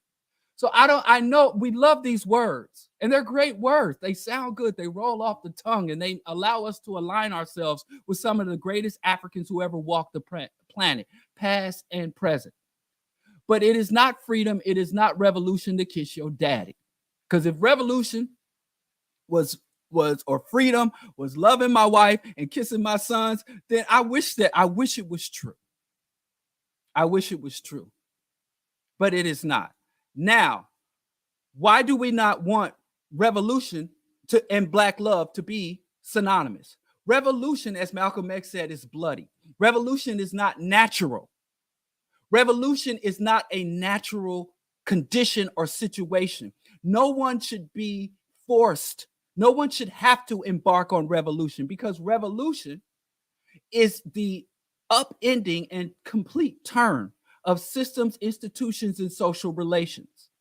So you don't need revolution when you have responsive and functional institutions and healthy relations and non-oppressive hierarchies. Am I still here? I think so. Revolution is bloody, uncomfortable, painful. It's unnatural. It's something that we have to endure. We're obligated to carry out, and we can be enthusiastic about, but it's not necessarily something that's natural. Whereas Black love should not be a struggle, should not be bloody, should not be painful, should not be unnatural, should not be alien. And it shouldn't be something we have to suffer or endure. We will have to suffer in revolution and endure revolution. And love, Black love, can support revolution. Black love can be a refuge within revolution. Black love can be a place where we recharge ourselves, we motivate, we are enthusiastic. Black love can motivate, inspire, sustain you in revolution, but it is not revolution. It is not a threat to the status quo. Black people are like the most damage, what they say, the greatest thing we could do against white supremacy is to love each other. That's bullshit. You think the oppressors give a damn? The only thing they're going to do with Black love, the oppressors, is sell you more chocolates on Valentine's Day. You know, that ain't no threat. They profit off of Black love. You know, all these destination weddings and diamond engagement rings, the oppressor is profiting off of Black love.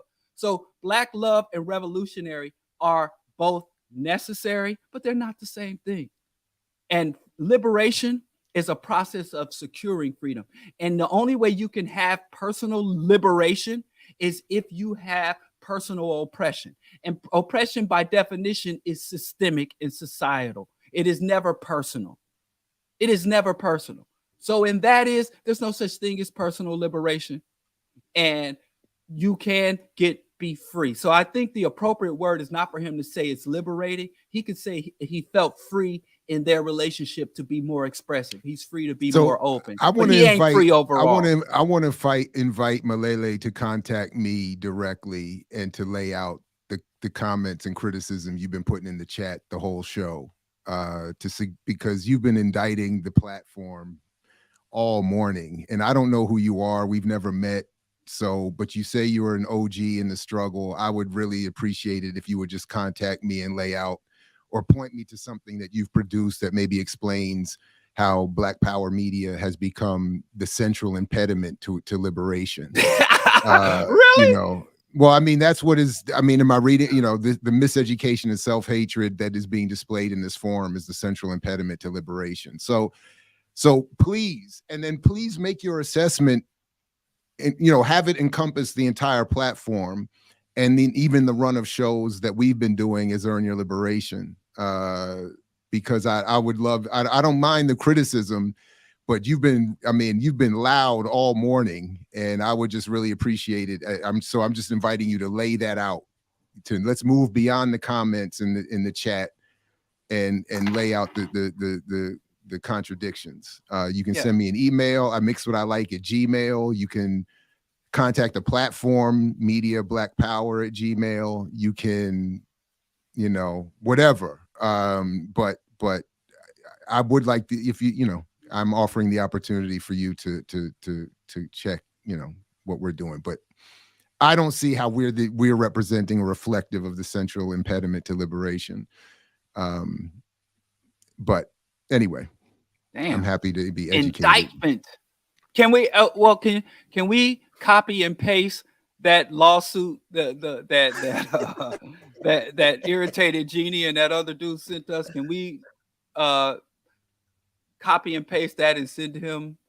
So again, I mean, that would be the same thing.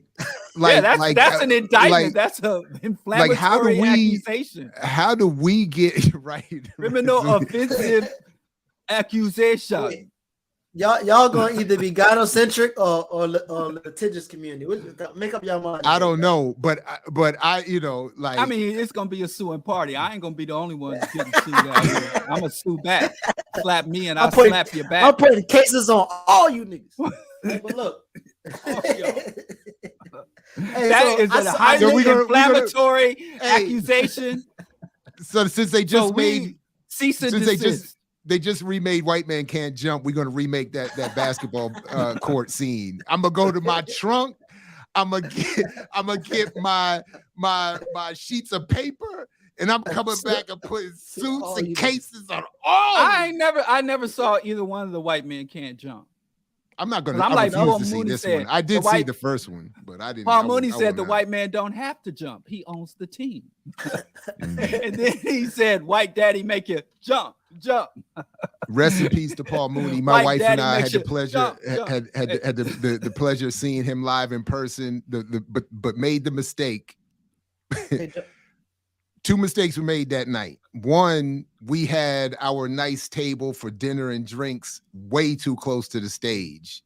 And when Paul Mooney puts the stool right at the edge of the stage, and then the spittle just starts, we didn't sip a drink or have a, we didn't. He used to hold the mic like. But he sat right up there, had like almost had his crotch right in the front. It was really a little uncomfortable. It was like too close. But then it was just all the spittle. He was hilarious, but we didn't touch a drink or we paid a very expensive meal, didn't have not a sip of drink. But the second mistake that somebody else made was that they got up to leave early. And I damn near let my car get locked in a garage overnight because I wasn't about to get up early to go get the car. I thought we was about to get, somebody got up early, he went in. I was like, anyway. Yeah, I remember that. He went in. It's like, who put that? You put that up there, Diallo? I think he's selling white women. He wants to inquire. He got white women. I got white women for sale. I got white women for sale. Like, I'm not in the market for what you selling, Radical for God. He wants to know for the market. Oh, I need a catalytic converter. You know. How many do you need? That's why it sounds like a sales pitch. Is he selling or buying? Like, how many do you need? We know. I mean, we know Tariq can get you. He could get you a few. Yeah, I think on a discount. Yeah, nah, we all good over here. We don't need what you're selling. But if I don't have a catalytic converter, if you got one for, oh, that's funny. What are the catalytic converters being used for, though? Is somebody? So we just were in a store somewhere, and somebody suggested that there's minerals being used for some other.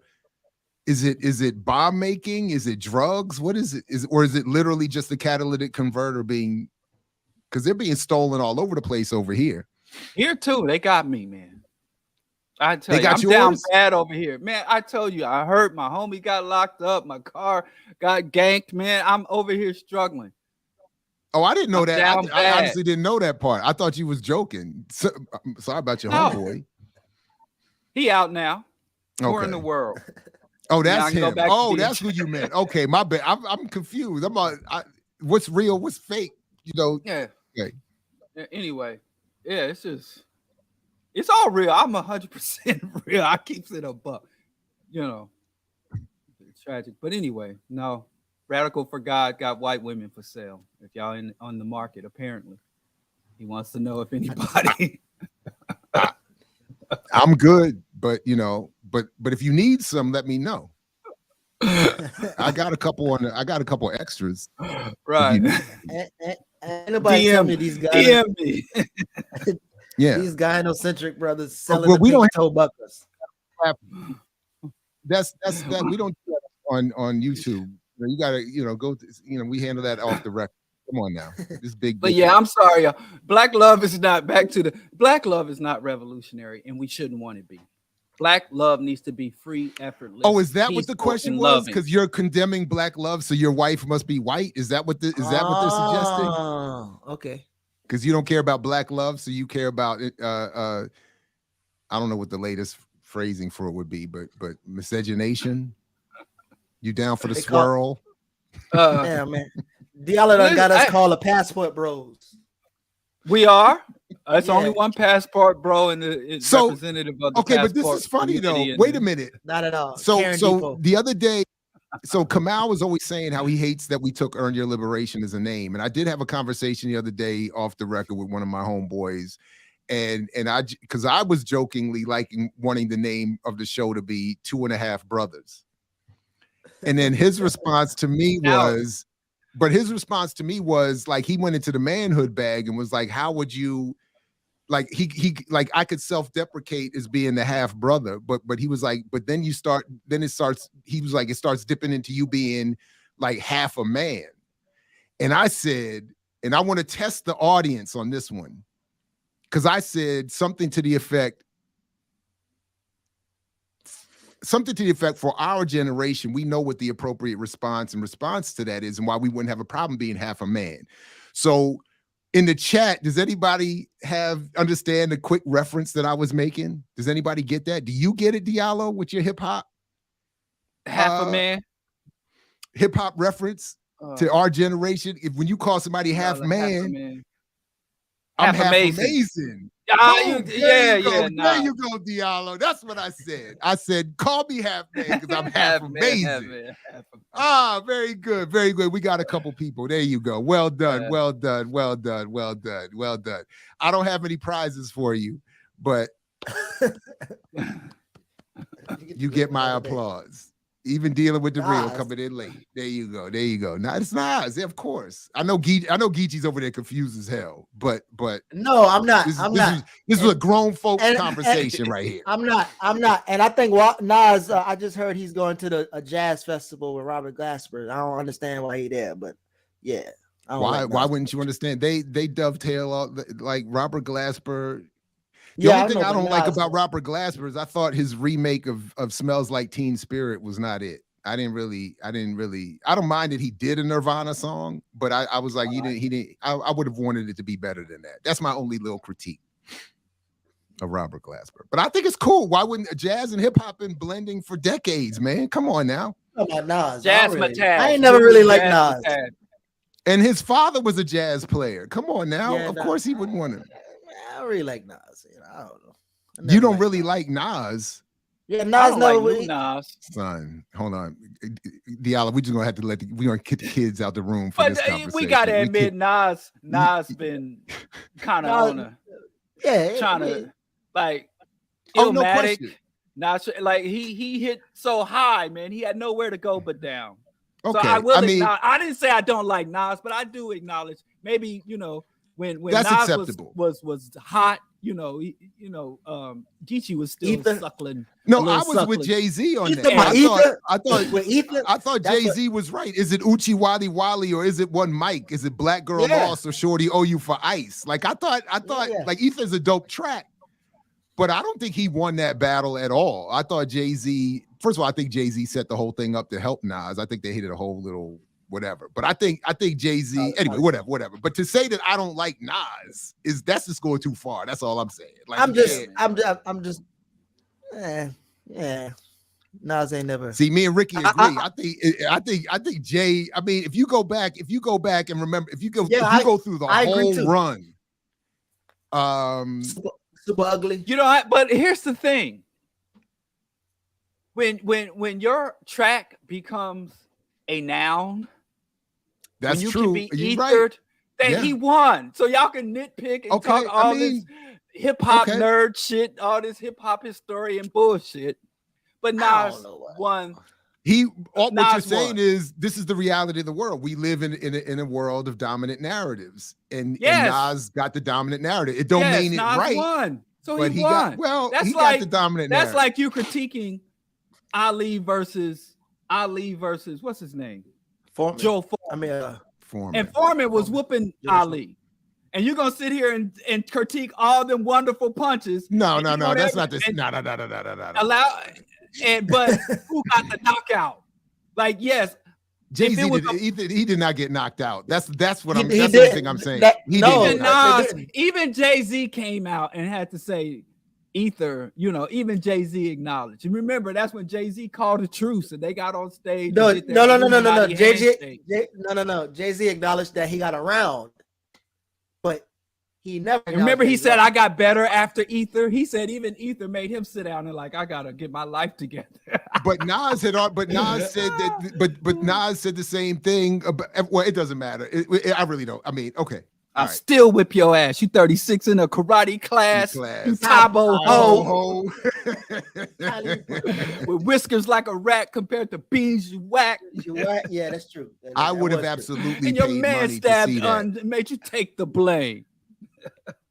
No. And here's another thing though that makes Nas the winner.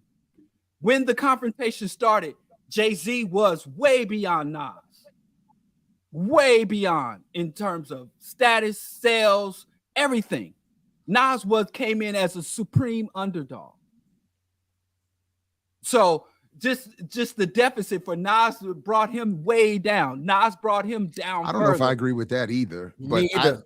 I don't Again, think you I agree talking with from that. the underground. Nas was not. Jay-Z was inescapable. I mean, they're like the two white biggest. ladies- If anything, All if white anything- ladies were singing Hard Knock Life.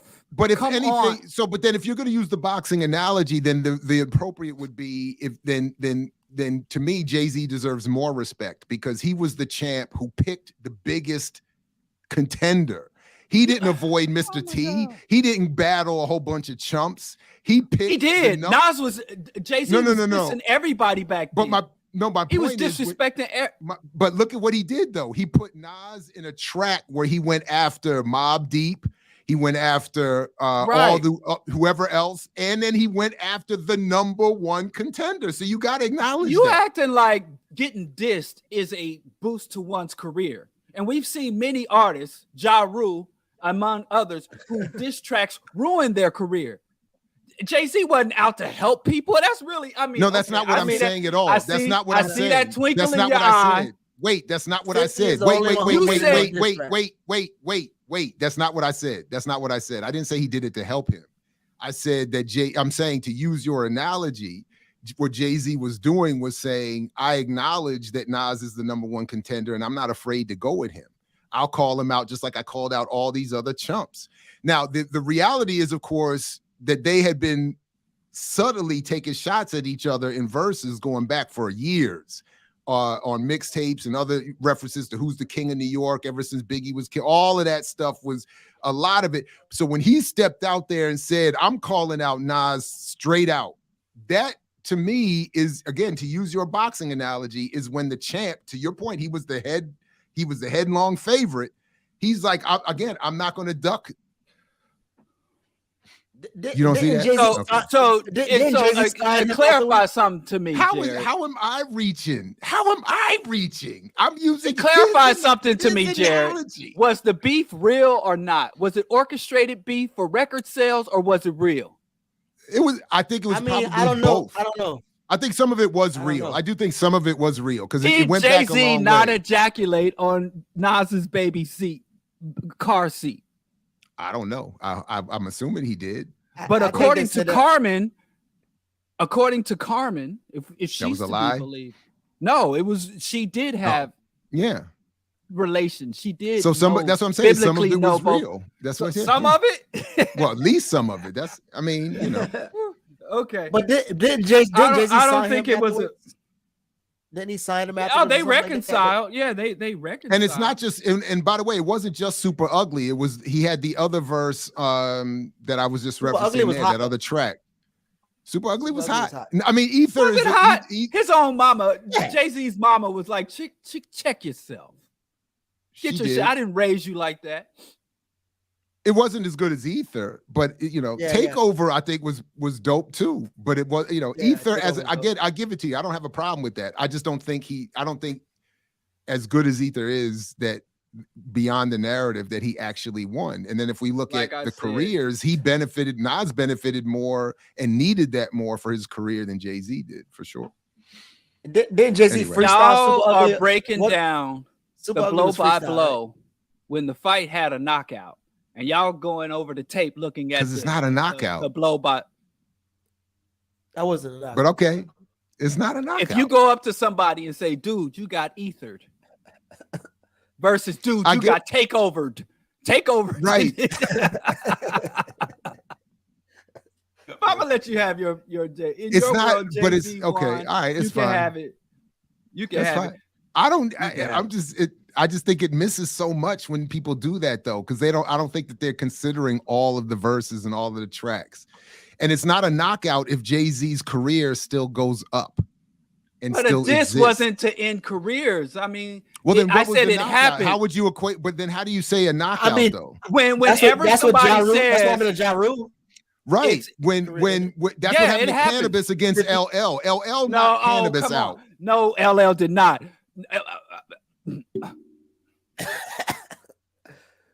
Did you listen to the Cannabis's first album? Again, you're saying Cannabis. You're doing what Cannabis out. Excuse me, you're doing. After 4, 3, 2, 1, it was when over. second round knockout came. I'm gonna let the world know the truth. You don't want me to shine. You study my rhymes and then you laid your vocals after mine. Again, you're doing what I just said, but nobody refers to that. Cannabis won the battle. Cannabis' career tanked because his debut album was one of the top it tanked because of Eminem's people. Album. That's the part. No, Eminem's people. The album was bad as hell. The album was Eminem's bad. People, I can see. No. That's what Cannabis, when he was on Math Hoffa and told that story, I think that's the more accurate truth. Cannabis blamed Wyclef. He blamed everybody. Eminem, he blamed you. Probably. Eminem. Cannabis, listen, here's the bottom line. If Cannabis had a decent that's album. My point. I'm not saying who was the better verse, JM. I'm saying the narrative. That's the point I'm getting at. That's you. Cannabis. It's Diallo. Rewind the tape and see how Diallo was making my argument. Cannabis, if Cannabis had a decent album that didn't sell, that didn't reach audience, that didn't resonate, he couldn't go on tour. He had a super shit album. Everybody was starving. He had 2 tracks, second round knockout, and then that track he had with Common, I punch you in your chest so hard your shoulders will touch. Everybody was thirsting and waiting for a Cannabis album.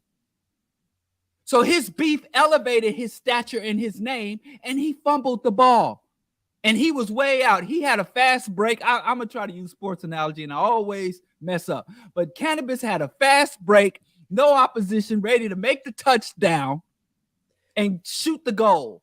And he fumbled the baseball. He fucked up himself. Cannabis did that to himself. It was not a result of his beef with LL. So don't tell that lie. Don't lie. I don't have to. I'm not lying. I don't have to lie. All I have to do is, you just made my argument for me. So now take what Diallo just said and reply that to Jay-Z and Nas, and you see that I'm right. Cannabis won the battle between LL. Did you hear LL's response track? And when LL came back, he was dissing Mike Tyson more than he was dissing Cannabis. He didn't want no part of Cannabis. Go listen to LL's response track to Second Round Knockout. I don't remember the name of the song. Yes, and all through that song, he was talking about, because Mike Tyson was in the Second Round Knockout song. And LL got beat so bad by Cannabis, he wanted to battle Mike Tyson. He didn't want no beef.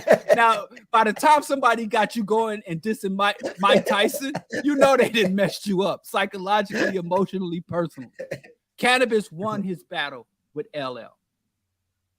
You know, he lost his battle with himself. Speaking of Cannabis and Mike Tyson, Africans were walking on the moon with liquid-filled shoes. He said Africans were walking on the moon with liquid-filled shoes. That's just go replay this and see how Jared was right. I love it. Keep going. This is great. No, I'm just saying. No, I know. Nas You just won, saying Jared is right. and his career was elevated. Cannabis won, and his career went down. So winning a battle don't guarantee you're going to blow, and losing a battle don't guarantee you're going to fall off. Unless you Ja Rule. Go ahead. But I'm sorry, we leaving Geechee out of this. Let's talk about a face and neck tattoo rapper. Who you want to talk about? Lil Uzi Vert. Who you want to talk about, Geechee? No, we can talk about some jazz artists. Lil Vomit. MC Strawberry Shortcake. Which one of these neck tattoos rappers you want to talk about now? What's the beef? I don't even know their names. I don't even know. Them UK drill rappers. Get to? By the way, did we cover what we were supposed to cover today? Geechee likes UK drill music. Yo. Oh, wow. Hey, you bloke. I'll stab you, bloke. Oh, no doubt. Thank Bro, you we for better lose all our UK Math. followers. He exposed himself an ignorant fool with Van Lathan, took Kanye's slavery as a choice to a whole new level and claimed the ancestors weren't slaves because his grandfather's from England and Scott. Yeah, I saw at least 2 of those clips, and I haven't. I think I'm done with Hoffa's platform. About time. About time. You had no business over there anyway. I don't agree. I mean, because if you go back, if you have an appreciation at all for the history of battle rap and for a certain admittedly childish behavior in it, then and a skill, Math was an important figure. And I think if you go back to the early days of his platform, it was truly a valuable space. I thought it was a great outlet. It has been, I think, caught up with the algorithm, with the money, with the fame, and become more conservative and more silly. And that Van Lathan thing, again, the 2 clips I saw of it were deplorable. So I think that was it. I think that was it. And like, I haven't, those 2 clips were the only that I've watched in a couple months. And somebody sent me one because he was apparently when dude mentioned Marx or something like that, somebody said Jared should check this out, and I did, and it was just booty. It was just horrible. I don't know. Let me stop talking. Math is known to put hands on people. So but again, back in the day, to battle rapping. Yeah, I think now there's too much money, and he's seen the other side, and he's like, I'm not putting my hand on nobody and messing up that money. Oh, really? And so I could talk greasy all I I want. think so. Okay. I think so. I think he can get away with it. Look, Charleston White said some of the most horrific things that I don't even think are funny to repeat in a joke. He said some of the most horrific things to Math Hoffa. And oh man. He said that, he went way over all the lines. I think he interviewed him, or just like a video? No, just back and forth on. No, he's another black Confederate. Yeah, weren't we supposed to talk about black conservatives and black Confederates and black reactionary? We did a little bit. Kanye's back. I don't know, but listen, if we're good, I could use a little break before the 12 o'clock discussion I'm having with Kali Akuno. But hold on, wait a minute. ZZ Lion is paying to say that Diallo was right on cannabis. Bad sport analogy. Yes, fumble. I go line for line with a Bible quoted by Jesus. Thank you. Thank you, ZZ Lion. Diallo's back with extra Diallo. Thank you, TWOFF. Yeah, that was getting me about Math. Also, Math kept trying to say, "Oh, like I'm one of the ones who would have been Nat Turner." Like in that van, I'm telling you, there was so many things wrong with that van conversation. But Math said he would have been Nat Turner. Yeah, he was pretty much trying to saying it was a choice because all y'all made this choice and I would have made the choice. I would have fight back and I would have done this and he was just other shit. I think that dude needs to do like his last name and disappear and just or do like his first name and do some math and get caught up. Maybe. But you're right. That mathematics today, man. Maybe you're right. Well, it's enough cultism. Just disappear. I'm with you on that. Yeah, that was an unfortunate turn for the platform, and I'm glad I missed that part, Geechee. I'm glad you off that, man. I'll send you some good stuff, man. Go back to listening to NPR and Amy Goodman. Leave Drink Champs and all that shit alone. Man, I haven't watched Drink Champs in a minute either, man. I haven't. Leave that mess alone. Leave that for the children. You know, we listen to NPR. Go make yourself. I think I got a suggestion. Since you're talking ginger tea, get a nice cardigan sweater and turn on. Diallo don't know what he's talking about. Right. Yeah, bro. Go white math. You know what you need to do, Jared? You need to get that Mike Tyson weed, right? Light it up. Oh, I did. And listen to. I did. And no. See, I ducked the Mike Tyson file out. That's why I played. You gotta smoke it, and then you gotta listen to high level conversations. You gotta tune into high level conversations, and so you can get double high. The Court's top thought leader. Yeah, I be out tree line streets with my Tyson 2.0 knockout. It's called the knockout. And it's all right. I mean, it was, it's all right. But it's good they put the nice brand on. It's a good brand. It's good branding. The knockout, But anyway. To the remixers, if you can, come on back at 12 o'clock for a discussion of cooperative economics. What you got coming up, fellas? What's happening? Diallo, are you back with when you coming back with Josephus? Yeah, I'm gonna be back on Q4, bro. Diallo show's coming back. When's the next Rational Radical show? See, I told him I wasn't gonna make it, and he didn't go replace me. So I mean, we had to try, man. We can't. I mean, we had to give it a was shot. Like, I understand, brother. I'll be back when you be back. Well, in the spirit of Jamie Coon Foxx, didn't replace me when I told him I wasn't going to be available. In the spirit of Jamie Foxx, whenever he got sick, they put a stunt double in. So we want to find a bald head dude that looked like you. We did what we could do. That's all. But was he a hater? No, I mean JT is cool. I don't have a problem with JT. Not just a hater spectator, but a full-fledged hater participator and innovator. I mean, if you brought a, so no, you didn't do me justice. He's a Howard grad. You know what I mean? What can what can we expect? He's a Howard grad. Well, what did Khalid Mama? He called it Coward University, not Howard.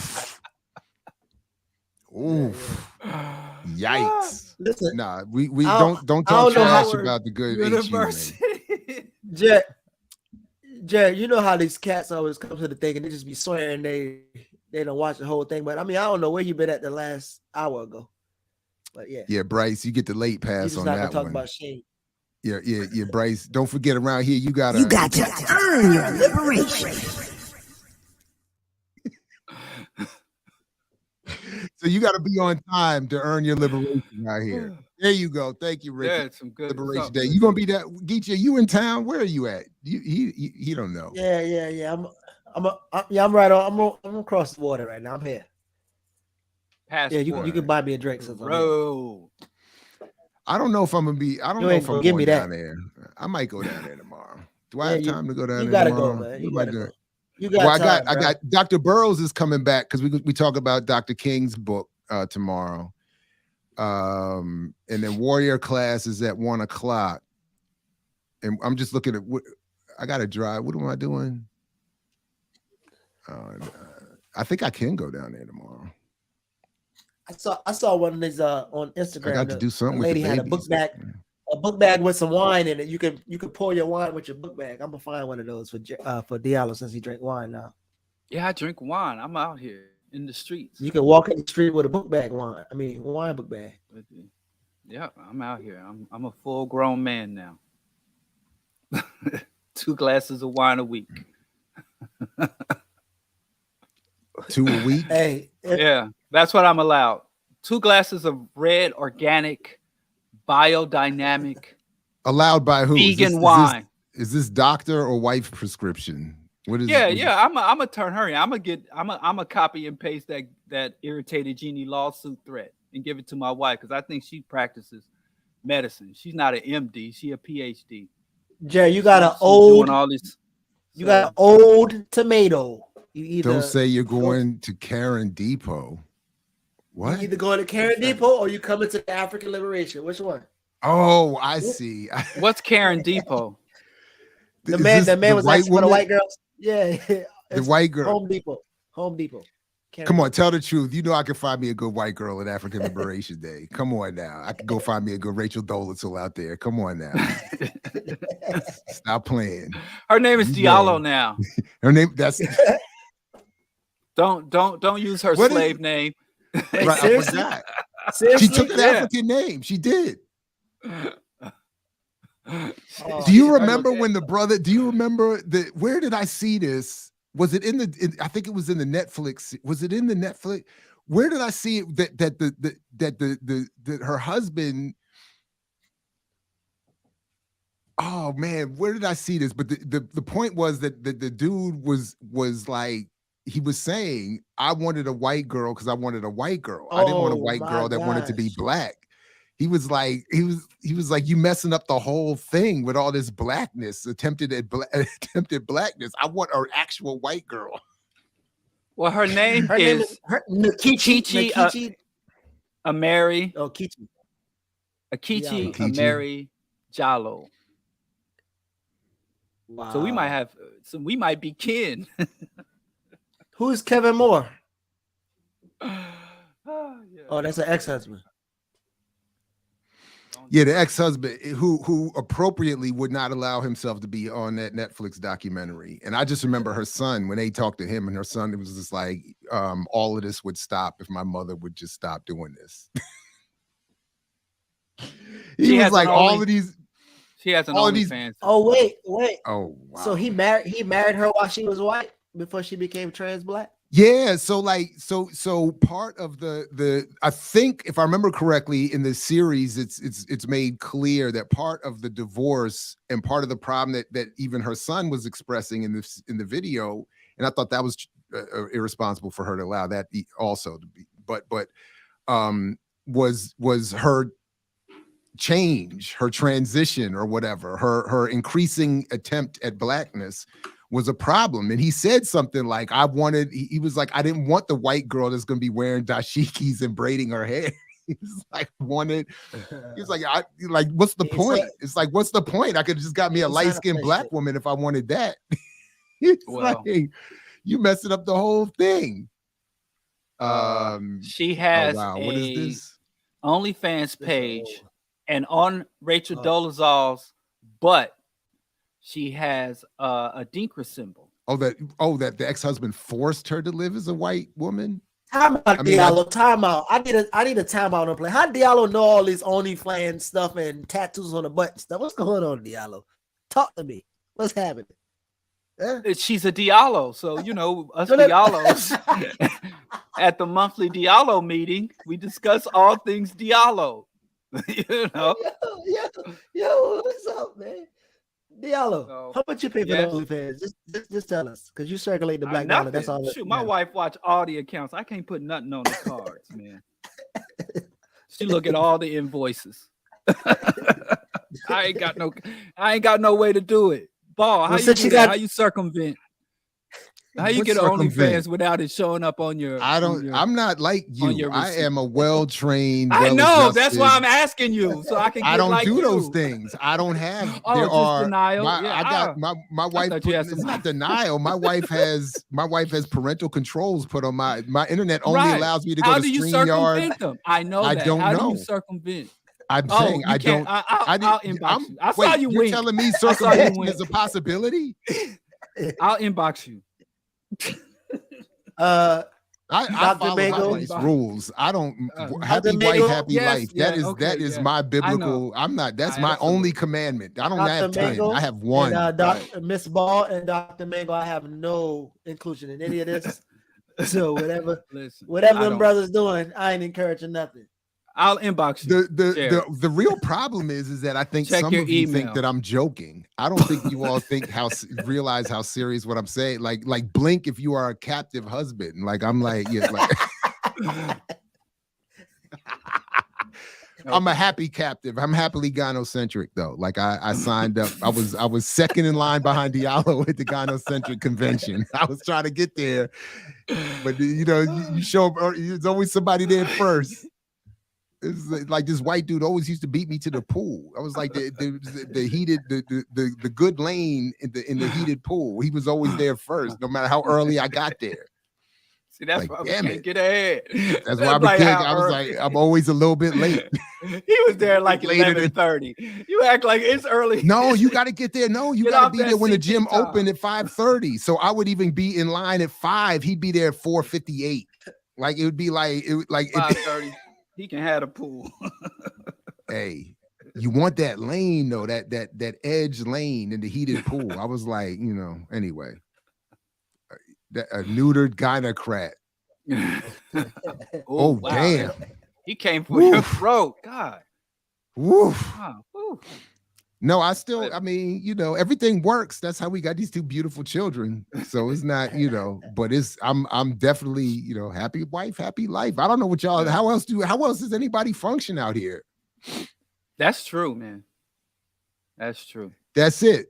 Only Peppa Pig and Paw Patrol. That's it. Anything else is I got a little pop-up screen. Enter your password. And I'm like, I'm just trying to get the news. I didn't even. I had to Google what is OnlyFans, and then I had to put in a password to get to that. I had to get my wife to come in here and put looked into OnlyFans when Dr. Umar announced that he was starting one. No, he didn't. Oh my goodness. Does he actually have an OnlyFans account? I don't think he did. I think the backlash was too strong. Oh yeah. The backlash was too strong. Like we said last week. Yeah, he did announce. What you missed? You missed it. You gave us a story and left us. But last week, the sister who's a public defender, her threatening of OnlyFans got her a raise. So, you know, leverage your OnlyFans. Emma knows that's exactly how it works, and then it's the fingerprint joint too, and it's the fingerprint. In fact, my phone only works with my wife's facial recognition. I gotta point the phone at my wife to get permission. Like, look at when the phone rings, I got to get my wife to open it so I can answer the phone if it's an accepted call. All right, here we go. So what is this? What is this? The proof? Stop playing. This is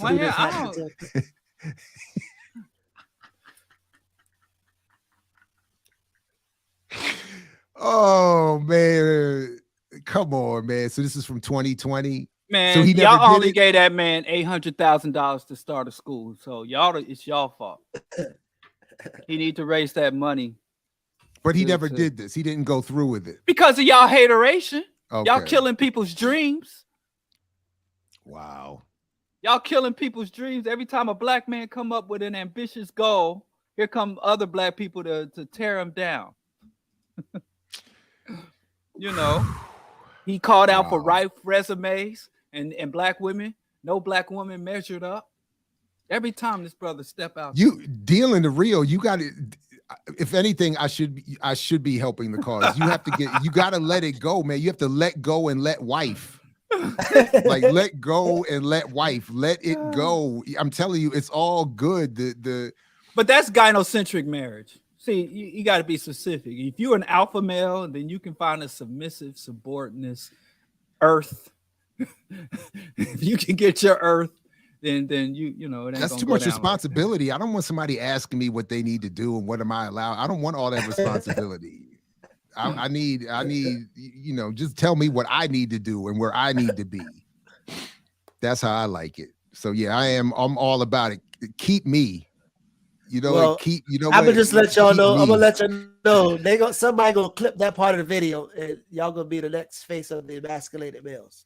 So y'all get I didn't say that. Jared said, "I got enough haters, man." Hey, I promise you, nobody is happier than me.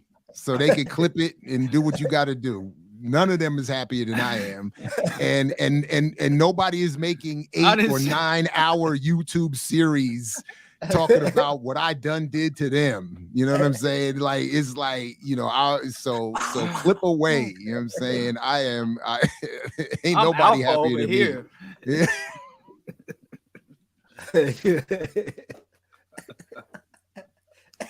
Hold up, we got that's it. Put the bat symbol in the air. You know what I'm saying? Signal. And we got a couple of them. Look at that. Yeah, throw your hands in the air. Throw your hands in the air. The ball signal. That's what I'm talking about. But now they're abusing the ball signal. It's only for financial scams. The ball red table. The ball table. Hey, they need a replacement. We need ball table talks. They got her show canceled, right? Jada lost the show, right? Yeah. I don't know. Yeah, Facebook, all Facebook. Listen, there was this loosely exactly Nicole. It was hilarious. There was this funny, like there was a whole Facebook TV. And they had this show on there called Loosely Exactly Nicole. That shit was funny to me. Loosely Exactly Nicole. What is that? Yeah, it was a series on Facebook TV. But what is that? It's about a young, ambitious woman in LA trying to make her way in LA, a struggling actress and her misadventures. I thought it was funny. But now that same sister is on Grand Crew, which is another good show. If you miss and if you're upset about the loss, it's not as good as Southside, but it'll get you through. It'll help you with the shakes and withdrawal. Well done. Well written. Well acted. I started watching Southside on my little my link. I got a little link that it's gonna be the dumbest thing.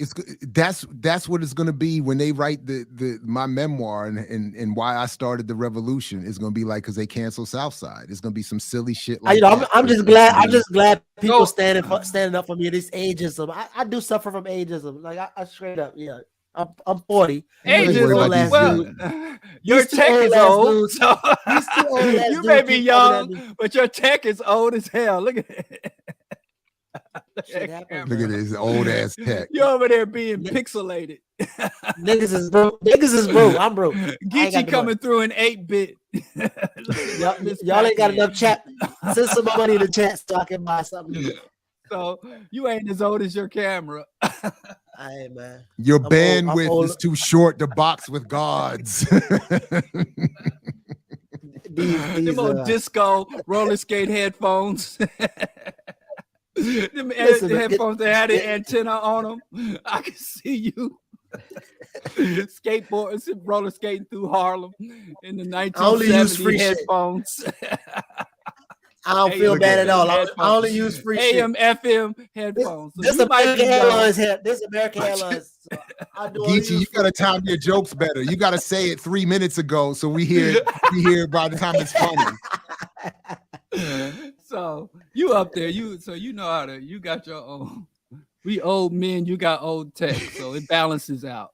That's cool. I love it. We got a new symbol. We got a. Oh my God, this is too much. I told you it was gonna catch on. That's why I got an eye for such things, man. You should let me manage you. I can manage your book. I got AOL. So what? Shit. Hey, did y'all notice the one person who says that dial up? Hurry up and get off the show, Jared. People need to use the phone. Ain't nobody made a call all day because of you. All morning calls ain't been getting through.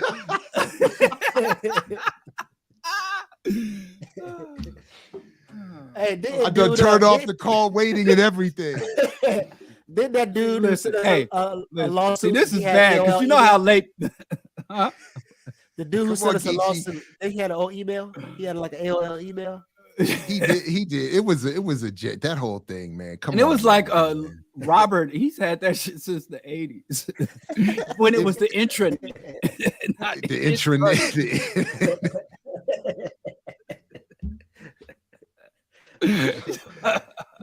Oh man, he sent us a hotmail.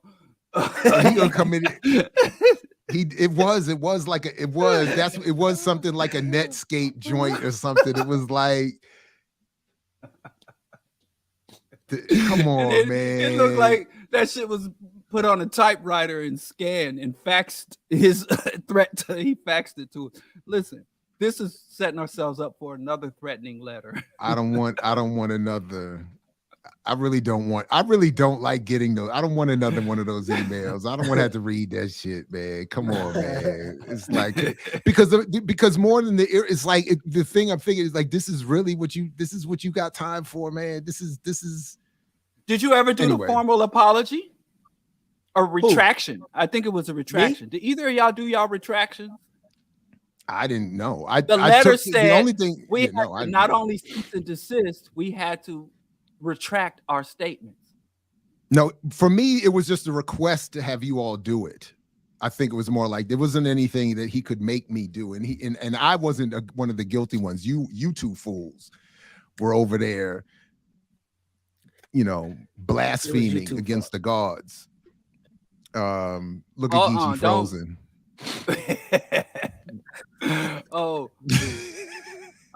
Wait. Somebody said I had on the same. No, these ain't the same headphones. Look, I stole these from the radio station. I stole these from the radio station. These ain't these are official radio headphones. Geechee stole his from the skate park.